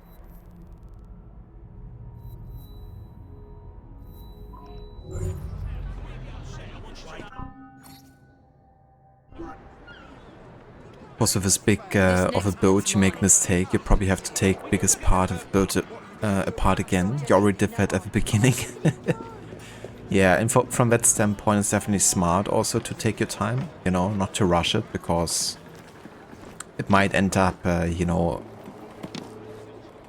meaning more time you have to spend on fixing things, and fixing things is definitely not as fun as, just building it. Yeah, exactly. It's definitely better to just double check and make sure that everything is working as intended.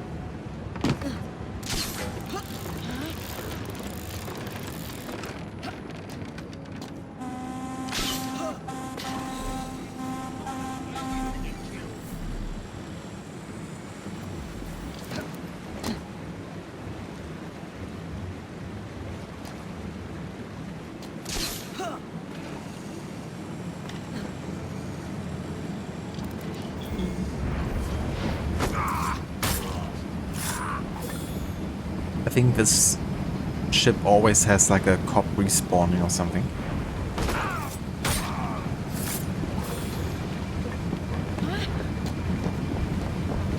Does it?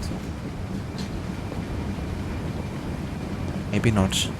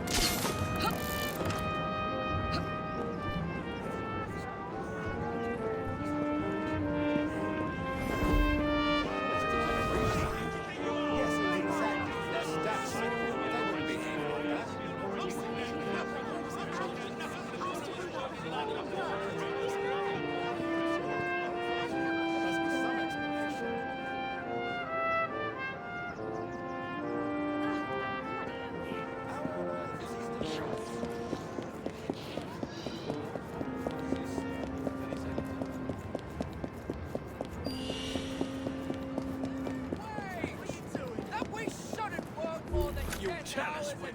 I just cannot tell you. Won't be a moment, madam.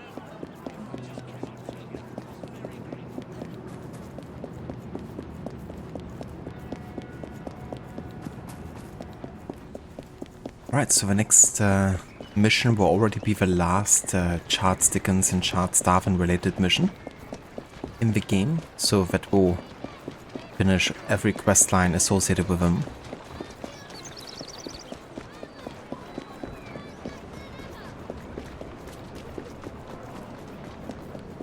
Remarkably, don't see any.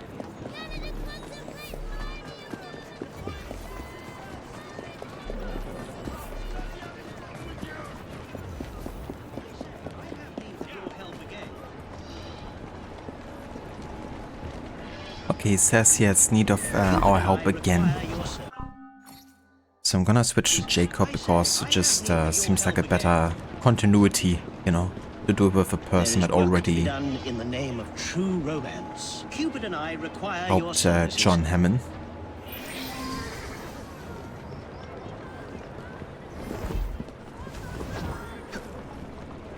You remember that young lady I was engaged to marry before I feigned my death so that I could see what sort of woman she was? Well, I have good news. I'm now in love with her and I want to marry her after all. And I need you to help. I have a rather artful plan. You, playing the part of a ruffian, will kidnap her. Then you must bring her to where I am waiting. I shall leap from a shadowy corner and beat you to a pulp, thereby saving her life and winning her heart. That is far and away beyond the shadow of a doubt the worst plan I have ever heard. I am inclined to agree. Somewhere insalubrious, and I shall ready an ambush for you. Somewhere inland should suffice.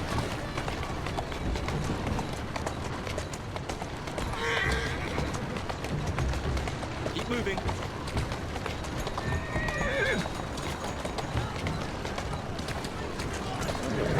That's a girl.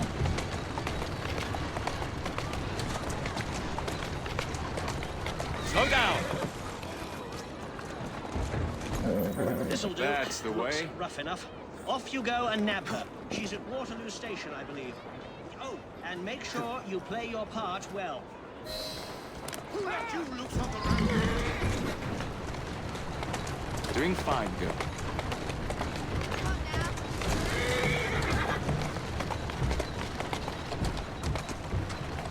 Steady on. Whoa there! It's those cheap cigars you smoke. Oh, please.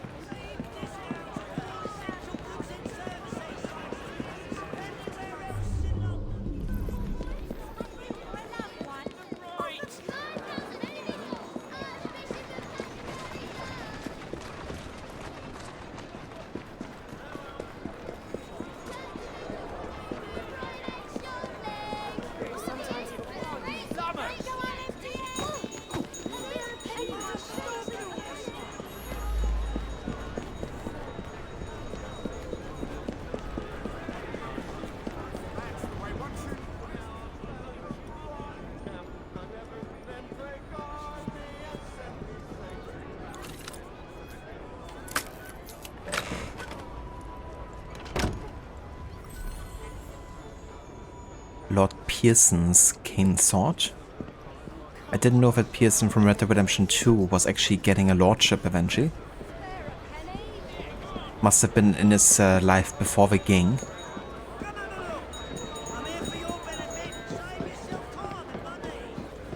Hello Vaave, welcome in dude.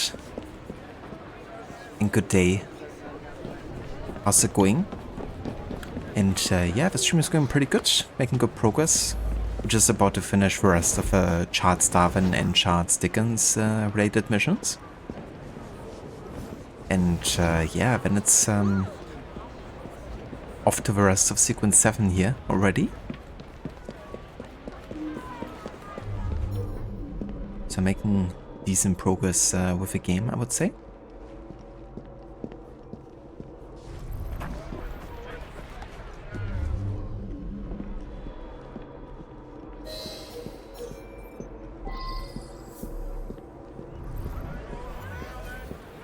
Hope you're having a good weekend so far, dude.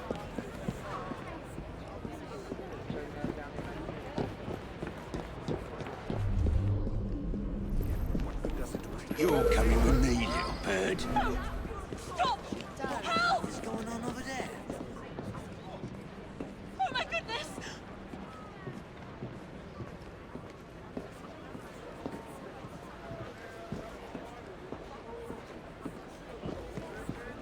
Unhand me this instant! No can do so, baby doll.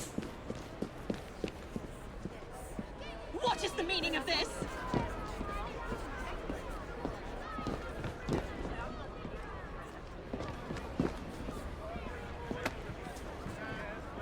This is terribly inappropriate. Why must your wife always stick her nose into affairs that are none of her concern? Now, what could that be? We make for a peculiar pair. You'll be found out in no time. Good to hear, you're doing well, your weekend has been great and very much needed.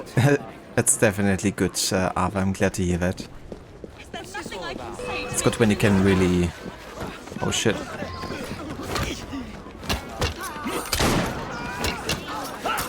promise I won't hurt you. Maybe I should have checked beforehand where I'm going.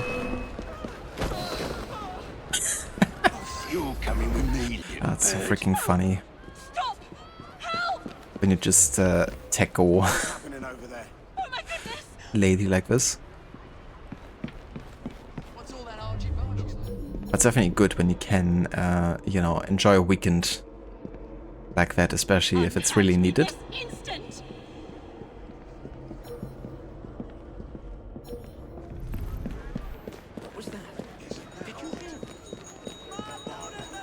What is the meaning of this? Something's happening. This is terribly inappropriate. What on earth is going on over there? Can't see the latest sails. What's all the ruckus? We make for a peculiar pair. What? We'll be found out in no Why? I didn't step in the radius of a cops.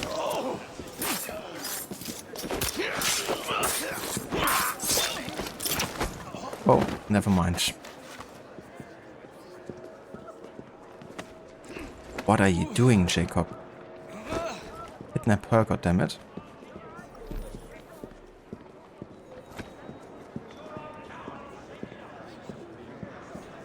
What's going on here?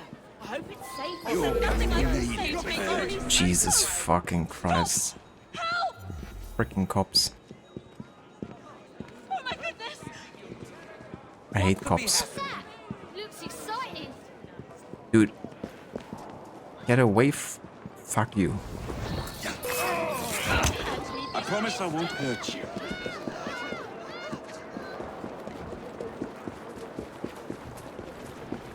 Oh, she runs faster than there's another fucking cop.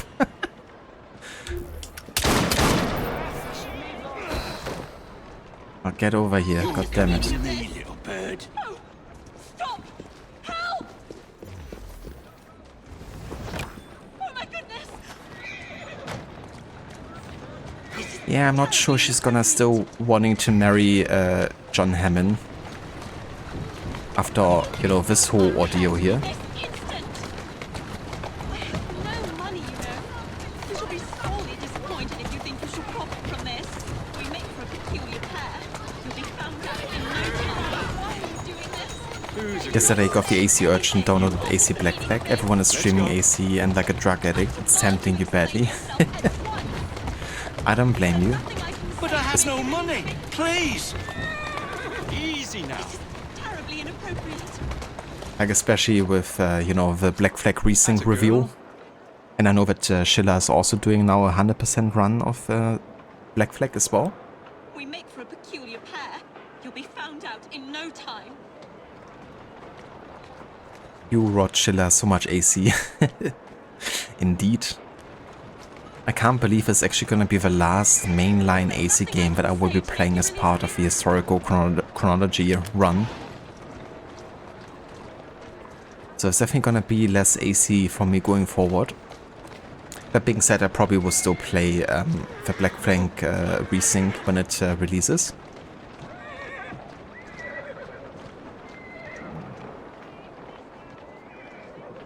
But yeah, as for like main titles, you know, as part of a timeline, this is the last one.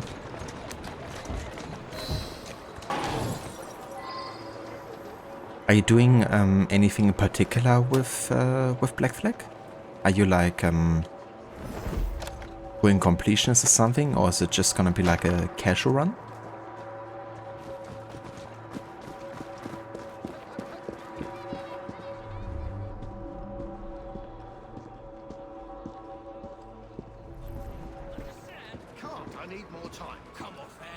Hello there, Mr. Godi, welcome in, dude.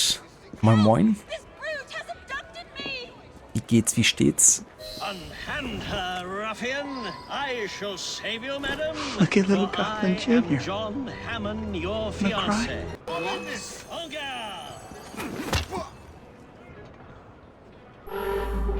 Ja, Garalos. You'll get your rent when you fix this damn door! It's gonna be tricky losing the fight here. Because I have so much health now at this point.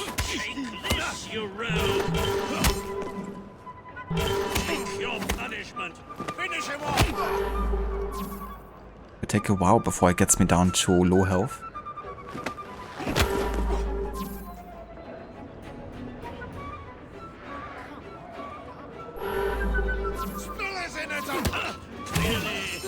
Yeah, Mr. White.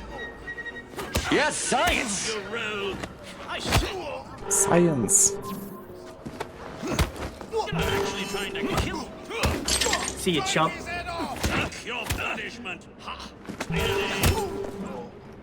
Oh, hear me then. What a happy coincidence that you were here to save me. Wasn't it? I'm gonna And put if some you dirt will in your allow me, eye. my dearest Bella, I shall forever be by your side to protect you from this day forth. Come, my dear, let us be gone from this terrible place, and I shall explain all.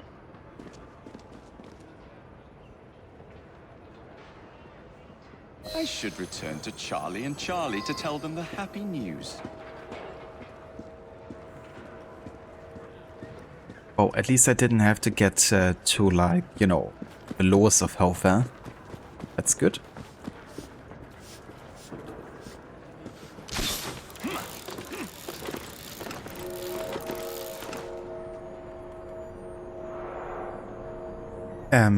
You just do a casually playthrough of every AC between 1 and Black Flag. Of course not chronologically, because there's no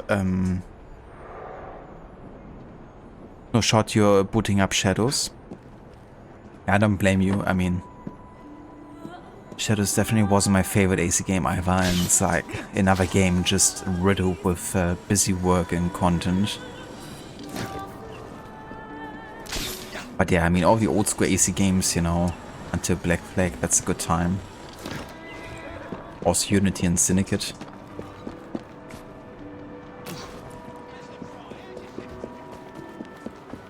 Difficult to lose, yeah, honestly at this point, I'm like maxed out pretty much with my skills and upgrades and whatnot. So it's actually quite tricky to lose that fight. Or at least it's time intensive.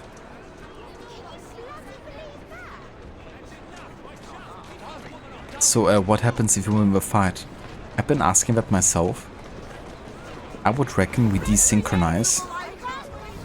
But yeah, it would be interesting to know actually. To test that out. I'm sure that Rod has done it at some point. I mean, Rod has done the full dialogue run, right? For Syndicate, so I reckon that also involved him winning the fight. Maybe he knows.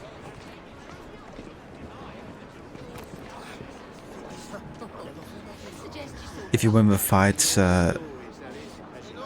birds get the girls. Yes. That would be a funny outcome, actually. And she's more interested in being with Jacob than John Hammond. You'd much rather play for Valhalla than finish Shadows. That's how little you enjoyed it. Ooh, damn. You'd rather have a look at the Alliance map than to take care of another assassination circle in Shadows. I want to see the Alliance map. Yes. I want to see the Alliance map. I mean, honestly, I want to see the Alliance map. I would also rather see the Alliance map than do another assassination circle. You don't know if you saw these? Hold on.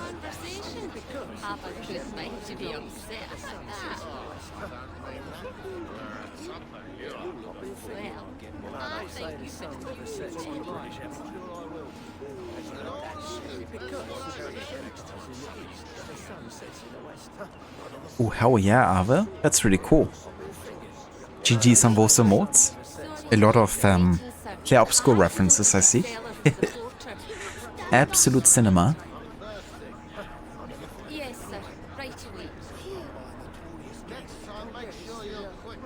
That's really good. I like both the modes.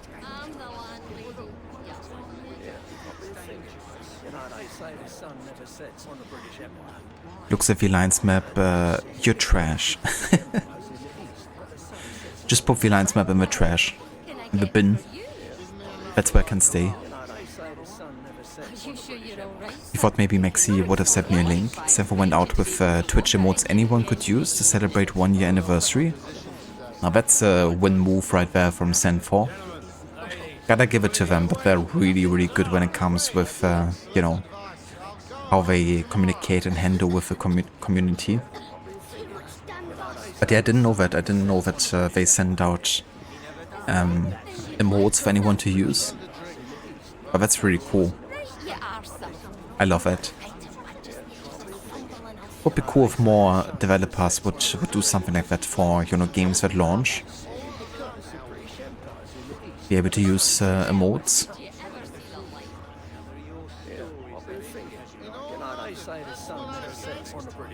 You don't want to do an assassination circle? What about 39 of them?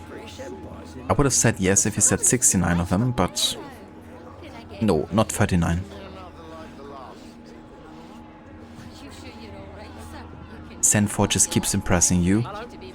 I'm really curious what they got up their sleeve next, after Claire Obscure. But I was just talking earlier about how Claire Obscure was the first game in a long time. And since then I haven't done it either, that I actually went for all the achievements in the game. For me that's definitely a sign that I've been enjoying a game tremendously. But also that the achievements are not like unbearable to complete, you know. Like for instance, I'm really glad that there's not a New Game Plus achievement. Kinda hate when games do that, like make you play for the entire game yet again.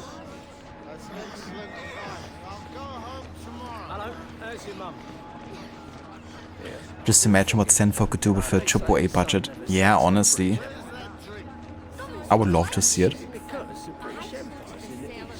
And I reckon they probably have the means now to, you know, actually realize something on a AAA scale. You still need to fight Simon. Yeah, honestly, Simon I kinda had to cheese eventually.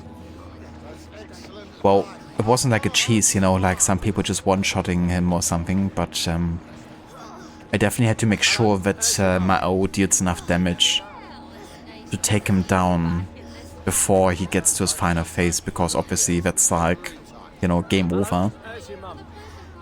So you have to have something in your back pocket to deal enough damage at once. But yeah, I ended up going for the cheetah Pictos. or Lumina, where you have a 50% chance to deal 200% damage or 50% damage. And yeah, just waited until I finally got that 200% damage bonus on the final hit. It took a bit of try and error, but it eventually And worked. so all's well that ends well.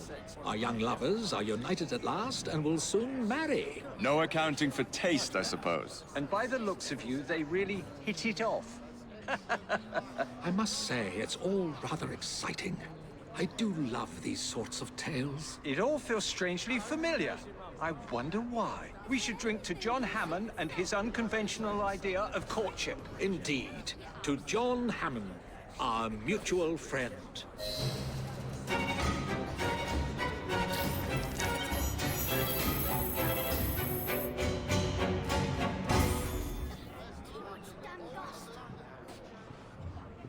And there we go. That's all of the Dickens and Darwin's memories completed.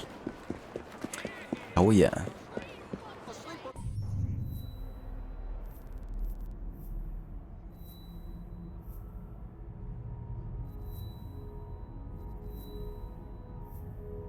Where am I? Ah, there we are.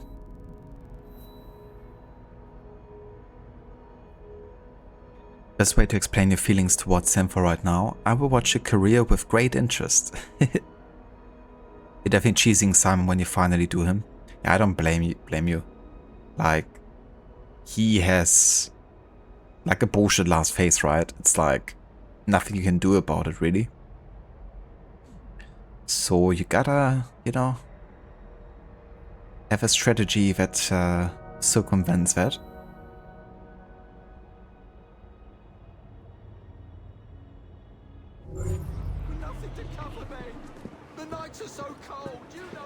I think Zomp said that he did Simon with parry only or something.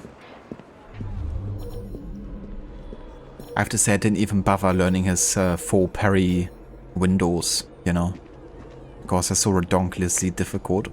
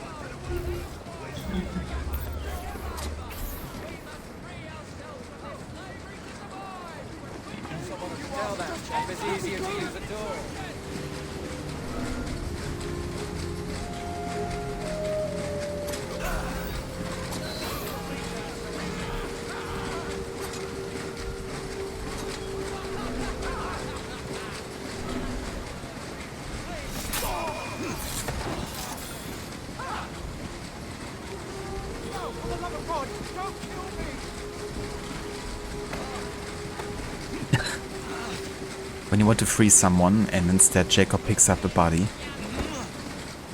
Classic. It's all right, kid.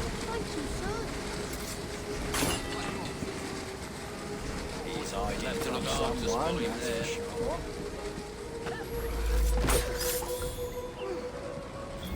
Then again, cheesing him is kind of a point. Sanford wants the player to master the Pictos mechanic, use it to its full advantage, except you just look up how other people did it. Yeah, I mean, there'd definitely be a lot of trial and error figuring out the best combination of Pictos and abilities to use together. Get it done. But yeah, it definitely seems like one of those fights, you know, like to do it legitimately is super tricky. Like to learn the parry, you know, especially since there's like attacks that have 2 or 3 attacks back to back. That each have their own, you know, kind of like multiple phases of attacks is like really weird. But very tricky to time right.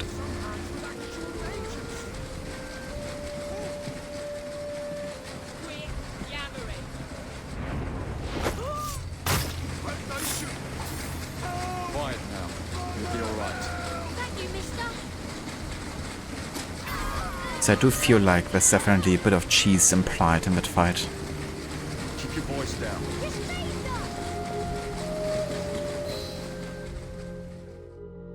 Kind of played it a bit too much of Expedition War. You're tired of the game, still love it, but you take a break before you turn to it and attempt Simon. I don't blame you either. I don't think I'm ready to return to the game either. I've been thinking about it, honestly.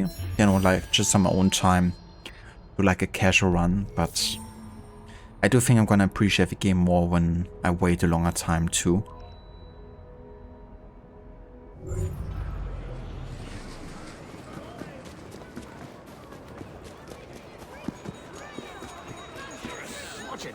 You did 4 playthroughs last year. Yeah, no wonder you're tired of it then. I did 1 really in-depth playthrough and I was like, yeah, you know, like even I took like quite a long break between me finishing the main story and then returning to get all the achievements even. And after that I was also like, you know, a bit I felt like I had my time with it now and I don't need to return to it immediately. But yeah, doing 4 playthroughs, that's next level. You certainly got your money's and time's worth of a game though.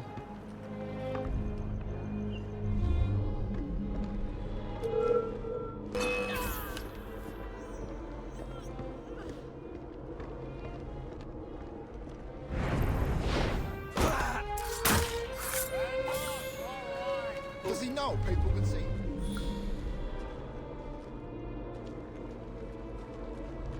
Intact for my own enjoyment. I will be in touch. Cletus. There you have it. Show yourself and let's get this over with. You think he's all right?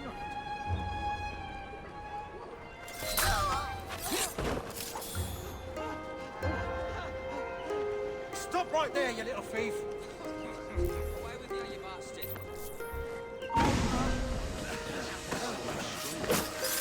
Some...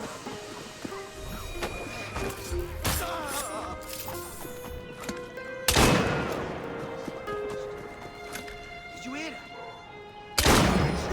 What's happening here?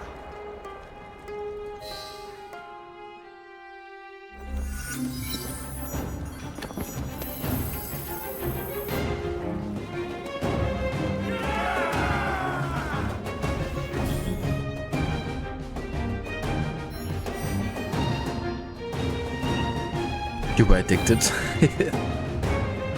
I definitely was as well, to be honest. Just one of those games you keep thinking about even when you're not playing it. 4 and 20 blackbirds baked in a pie. 420?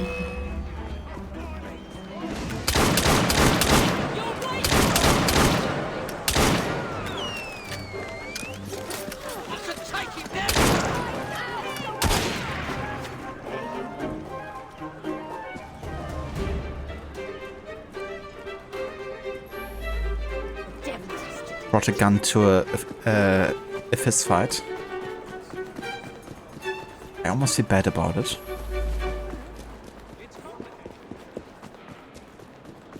That's for sure you bought a VI key setter, so I think you bought it for 30 bucks as well. Like, it was a great deal. For 30 bucks, yeah. Definitely can't complain about that one.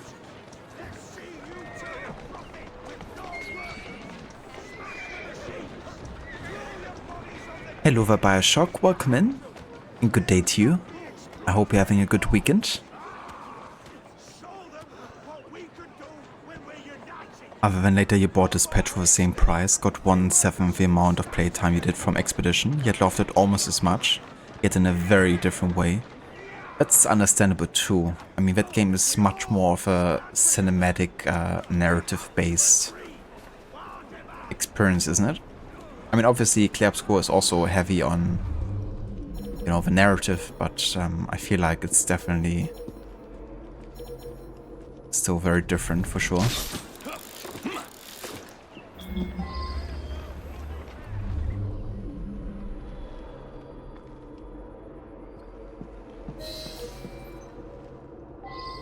Jesse Butler.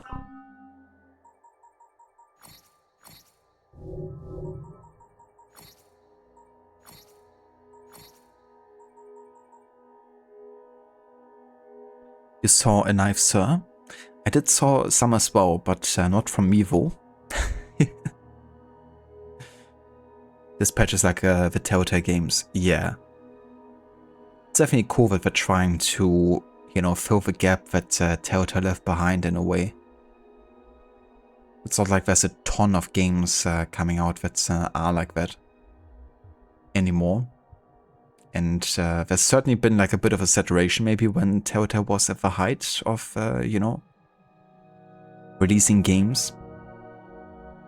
But yeah, I feel like it's definitely time again to bring those games back. I'm definitely very interested in playing this patch myself, I have to say. Obviously, you know, having Aaron Paul in a game is pretty cool, and I do look forward to that, but yeah, whenever I saw the cinematics and the story, I was like really, really digging it.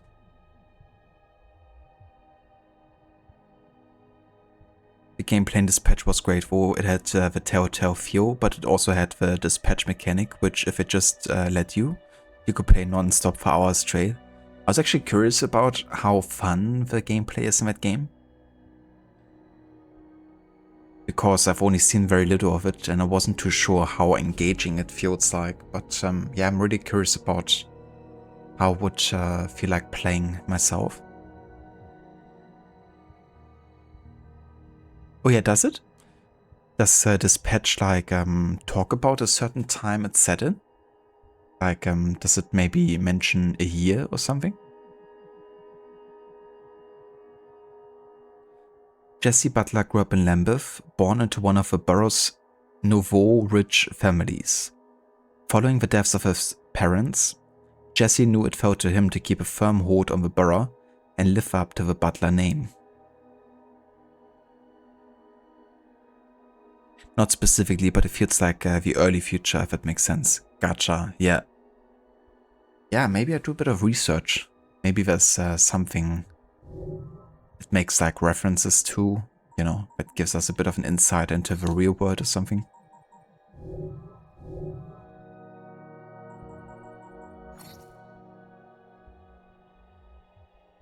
With all the sci-fi things in it. Gotcha, yeah. I was under the impression that it also had supernatural abilities and stuff, like superpowers. But that might have been just, you know, an impression rather than what really is happening in the game. French communists in London. I mean, you know, French would be bad enough, but communists as well? Good for them.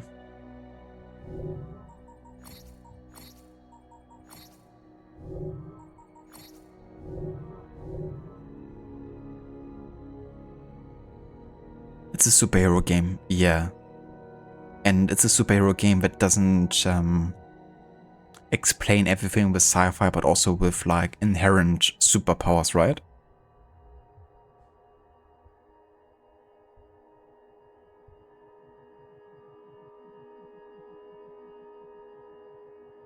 Double debuff.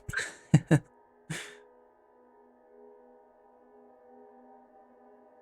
French communists. Looked it up, it says it's set in 2023, which funny enough is the year mentioned many times in Cyberpunk. Interesting. It's not that far in the future. At all. I mean, the game came out last year? Or this year? I'm not too sure. So it's technically set in the past. Unless that's the year they maybe started, you know, working on the game. Last year, gotcha, yeah. Interesting.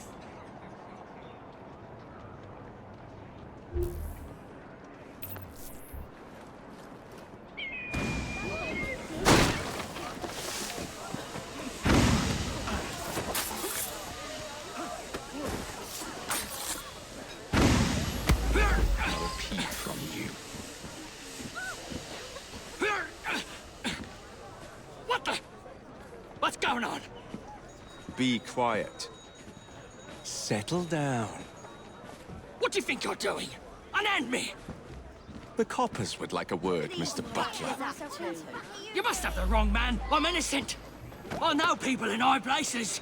You won't keep me for long. Something's happening. Nobody saw a thing. Get me out of here! Okay, where do we go? Over there. That's the way.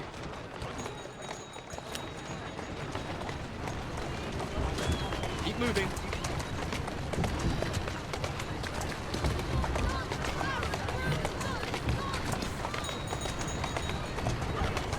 Doing fine, Bill.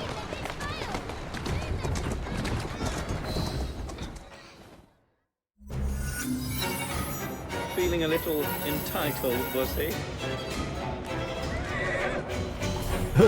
Get it? Entitled.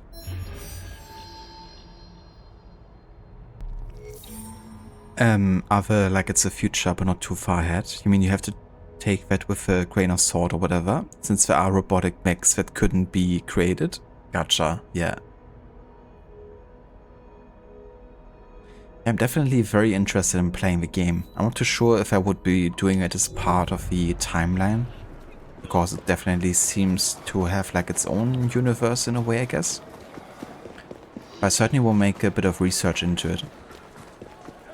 In general, you know, like everything connected to the future timeline is definitely still like work in progress, and there will definitely be many changes still made to it, I think.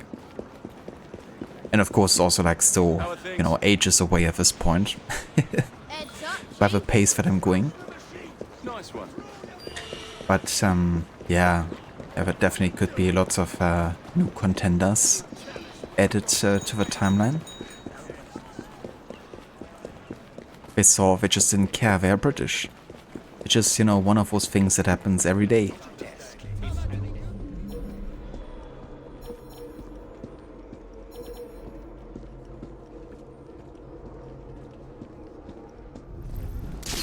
Just add the multiverse aspect to it. Then I can also play all the Marvel games as well. Albie Vessel.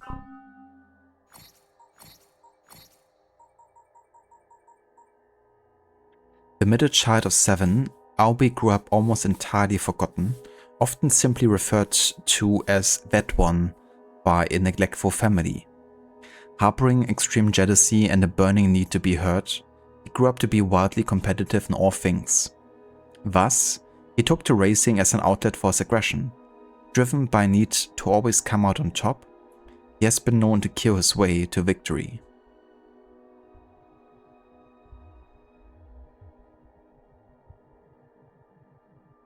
Pavlukis, do you think Syndicate would be more interesting if the main story was focused on Jack the Ripper? Interesting. I mean, yeah, we definitely have a Jack the Ripper DLC, of course, but I do think that the Jack the Ripper DLC has been somewhat underutilized. I do like the DLC and the general vibe of it, but I think they definitely could have explored a lot more about, you know, the character, his motives. And of course, it's, you know, much more focused on Evie than Jacob. But there's of course a lot of story that predates the Jack the Ripper stuff that they could have used to, you know, enrich the story and make it longer. For instance, you know, the trip to India with Jacob, Evie, Henry, and little Jack. The Ripper DLC is a favorite in the series. I do really like the vibe of it. It's very dark and in a way it feels very appropriate to the time. You know, Syndicate feels often a bit lighthearted, even though the time was anything but. You know, like the working and living conditions were absolutely abysmal. And I feel like a lot of that you don't really notice when just playing the game. There are, of course, like a lot of references to it, you know, like obviously you have the child liberations, for instance. But it's not like, you know, the whole city is representing that feeling, you know, at all times. So yeah, the Jack Ripper DLC definitely felt a lot darker. Apparently, in the early drafts for Syndicate, the game was actually a lot darker. But then Quebec took over. And I guess they're more in the light-hearted segment. Looking at you, Odyssey.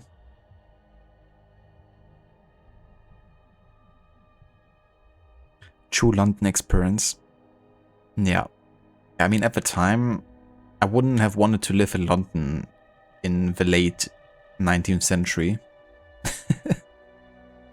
Certainly not.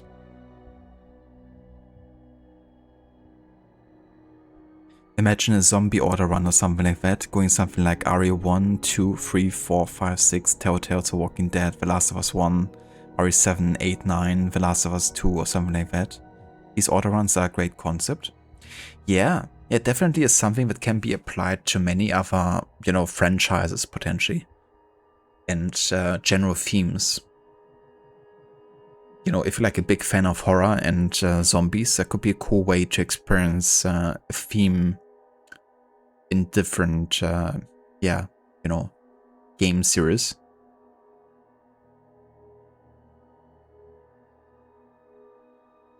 It definitely sounds like something that could be suitable for Lucinda to do, as she's a big fan of Resident Evil and The Last of Us.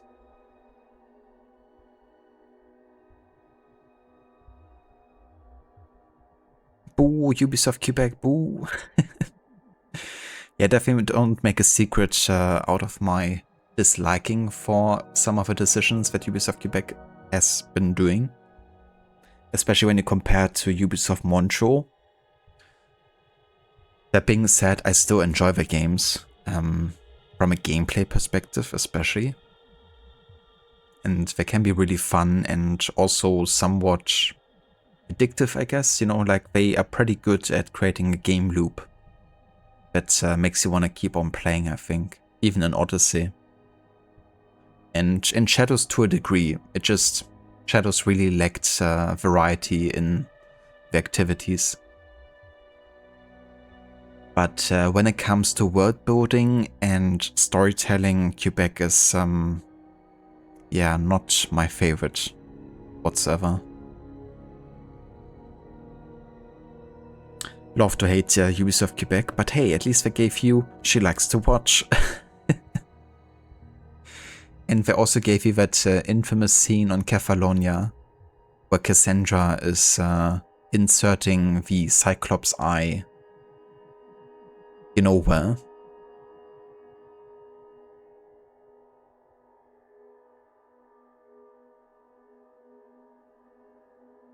But it's true, yeah, Death Stranding is actually on my future list even.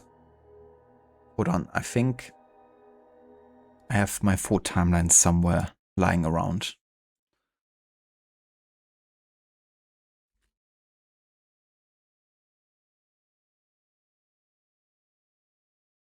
Look that up real quick here, because it's been a bit since I had to look at that full timeline.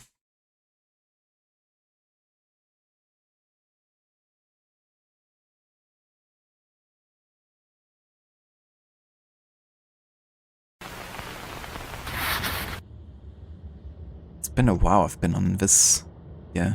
It's definitely not updated whatsoever. The last time I had to look at this was when I finished Hellish Quad here. It's definitely missing some other games I've added since then. Yeah, for example, The Order is not a game I even intend on playing anymore. Neither is Hogwarts Legacy.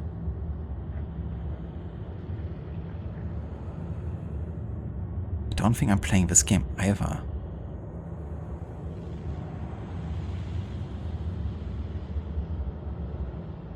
Because it's like jumping around between years so much.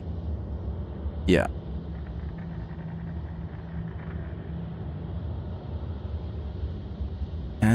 But yeah, going down into the future, we have Deus Ex, Watch Dogs Legion, Detroit Become Human, and supposedly Death Stranding plays in the 2050s to 60s. Now, I personally can't confirm that. But yeah, like in the community, when people try to guess when it was being set, that's the time frame that people were giving for Death Stranding. So I would intend on playing the game, yeah, about, you know, like between Deus Ex and between Cyberpunk, I guess.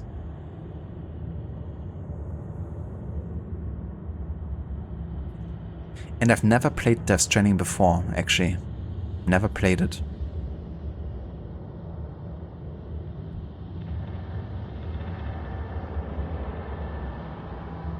But it is a game that Maxi actually redeemed for me a while back to play. So yeah, it would be a good way to both do the viewer pick and have it as part of a timeline once I get to it. I'm your Huckleberry. I'm your Huckleberry? You are? Hello Verdex, welcome in dude, and good day to you. How are things? I hope you're having a good weekend. You can confirm 2050s is right, could be as early as 2040s. Yeah, I'm definitely, like, once I get closer to it, I'm gonna investigate further. But yeah, it seems about that time frame, so would definitely like to include it there. Same for Detroit Become Human, you know, it's a game that has been viewer picked and it also has a futuristic timeline. So that could also be really cool. Horizon Forbidden West as well, Fallout 3. Or games set in the future that we can play as part of it, that run.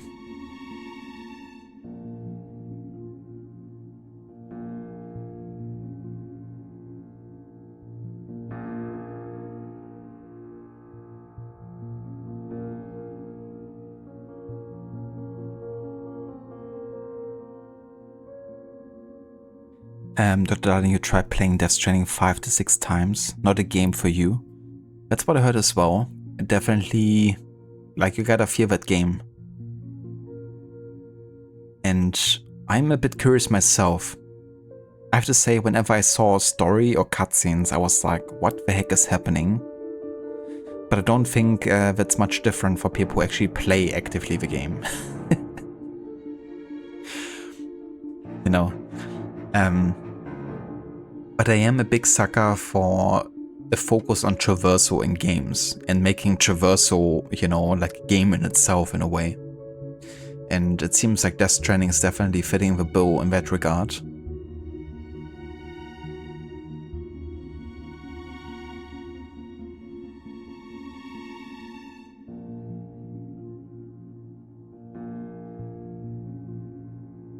Glad to hear that, Dex.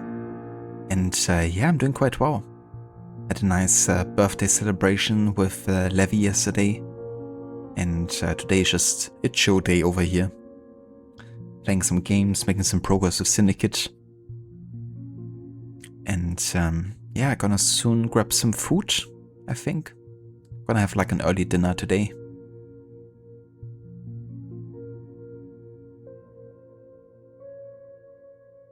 Other Death Stranding was such a weird game. You didn't like it. It had a slow opening. You didn't dig the gameplay loop.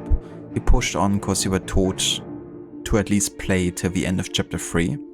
You did. It had ups and downs, and somewhere along the line you just started loving it. It was so weird. That's certainly interesting, and I feel like that doesn't happen so often, does it, with games? Like, obviously sometimes you have to play for a while before it clicks, you know, but often that's like connected, I think, to like very strong moments in the game or whatever. But to end up liking what you initially didn't like is certainly interesting. But yeah, maybe it just needed a while before the gameplay really clicked with you, I guess. But I'm really curious about how I will enjoy Death Stranding once I get to it.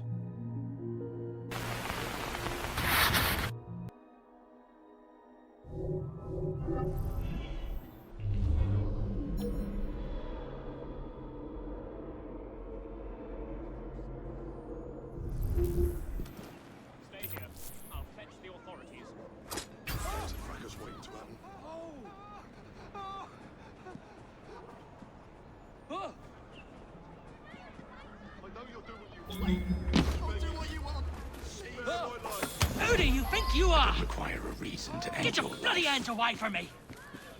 Help! Police! That's enough. Do you attack all innocent civilians as you wander about?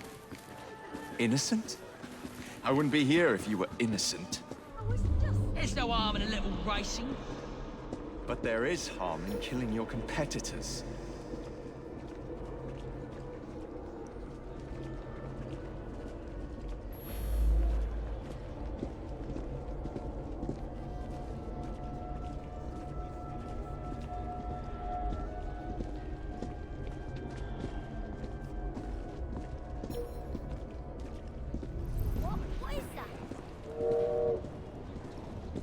He reminds me of Vieri de Pazzi, because in the biography video for him in AC2, you know, like AC2 had these videos by Sean, where he was having a bit of a deep dive into each of the targets The commotion.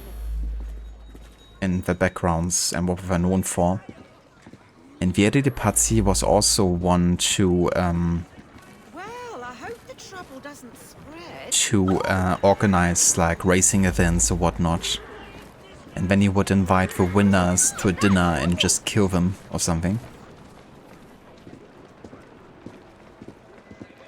That's who this guy reminds me of.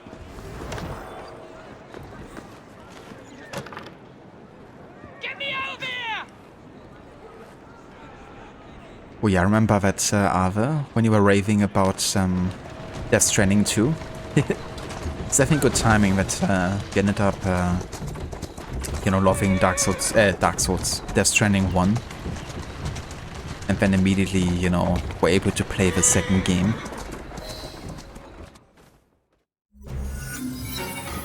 Struggles with inferiority, that one. Oh well, to the station we go. Are they actually planning on a third Death Stranding? Or is it kind of finished with a second game?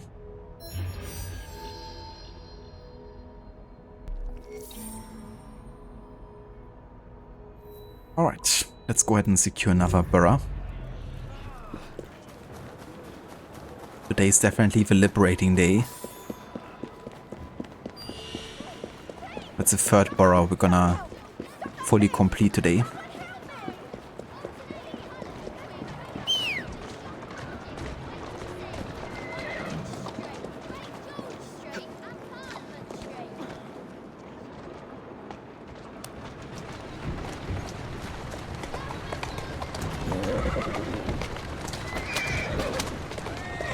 But yeah, that's also gonna be the last thing I will be doing in this stream today.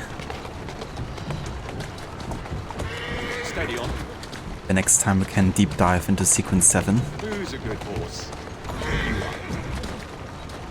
Fully finish that before moving to the last car marks missions, and once that is complete, we only have Sequence 8 and 9 to finish. Then of course the Queen Victoria stuff still.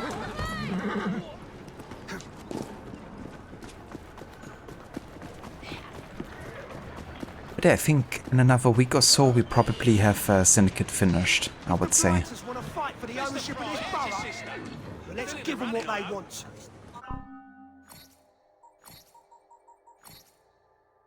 Alright, we have Octavia Plump. She grew up constantly surrounded by friends and family. Making her home in Southwark, Octavia often hides behind her loyal allies, but can fight like a rabid dog when cornered. I'm not sure if she's the one I accidentally killed, actually. If she's even part of a gang war or not. We're gonna see.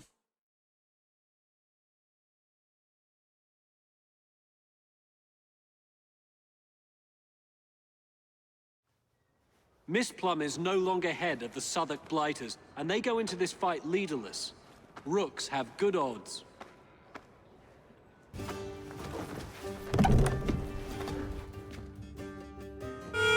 Das ist zu Deutsch Scheiße. This borough belongs to us. Es ist die Arbeit eines blutigen Königlichen, isn't it?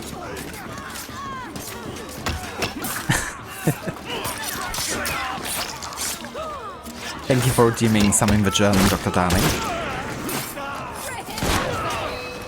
Ja, diese blutigen Königlichen. Hate him. We are Jacob and Evie Fry. And as of this moment, you all work for us. That was really darn fast. But yeah, as I suspected, the king leader was already dead.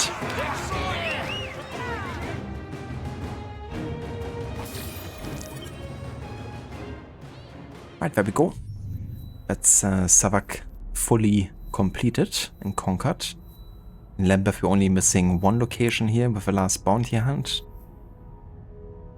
2 more locations with Thames and then the entirety of Westminster basically.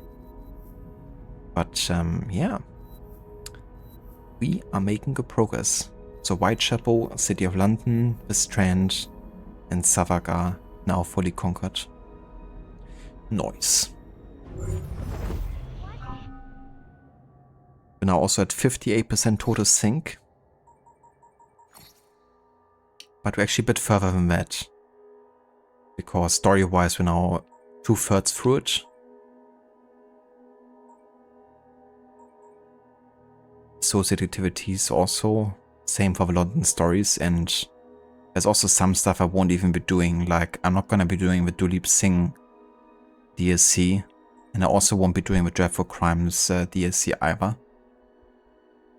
So we're definitely much further with the London stories than the progress tracker is saying. So yeah, we are getting there. But for this is gonna be where we call it as part of the stream. I would like to thank you all so much for coming by and for joining me for another Syndicate session. And yeah, I will likely be back. Let me think. Wednesday or Thursday.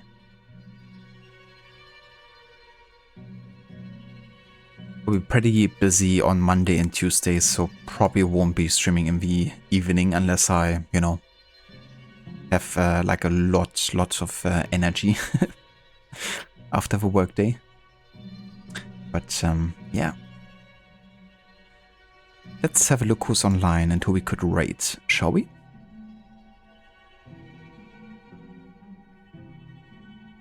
Good jobino, Assassino. Thank you.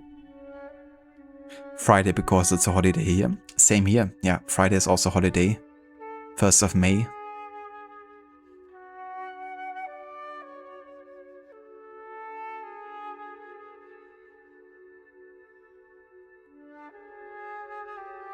Definitely could be a stream on Friday.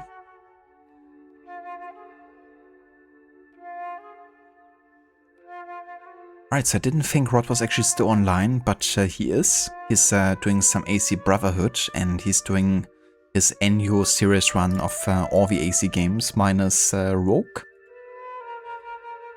And in this current playthrough he's focusing on the Brotherhood system a lot more. So if you would like to join us with a raid over to Rod, feel free to copy and paste the raid emotes I put into chat. And yeah, I will catch you guys next time. Until then, I hope everyone has a good rest of the weekend. Thanks again everyone for tuning in for today's session.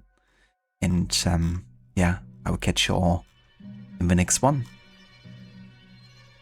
Until then.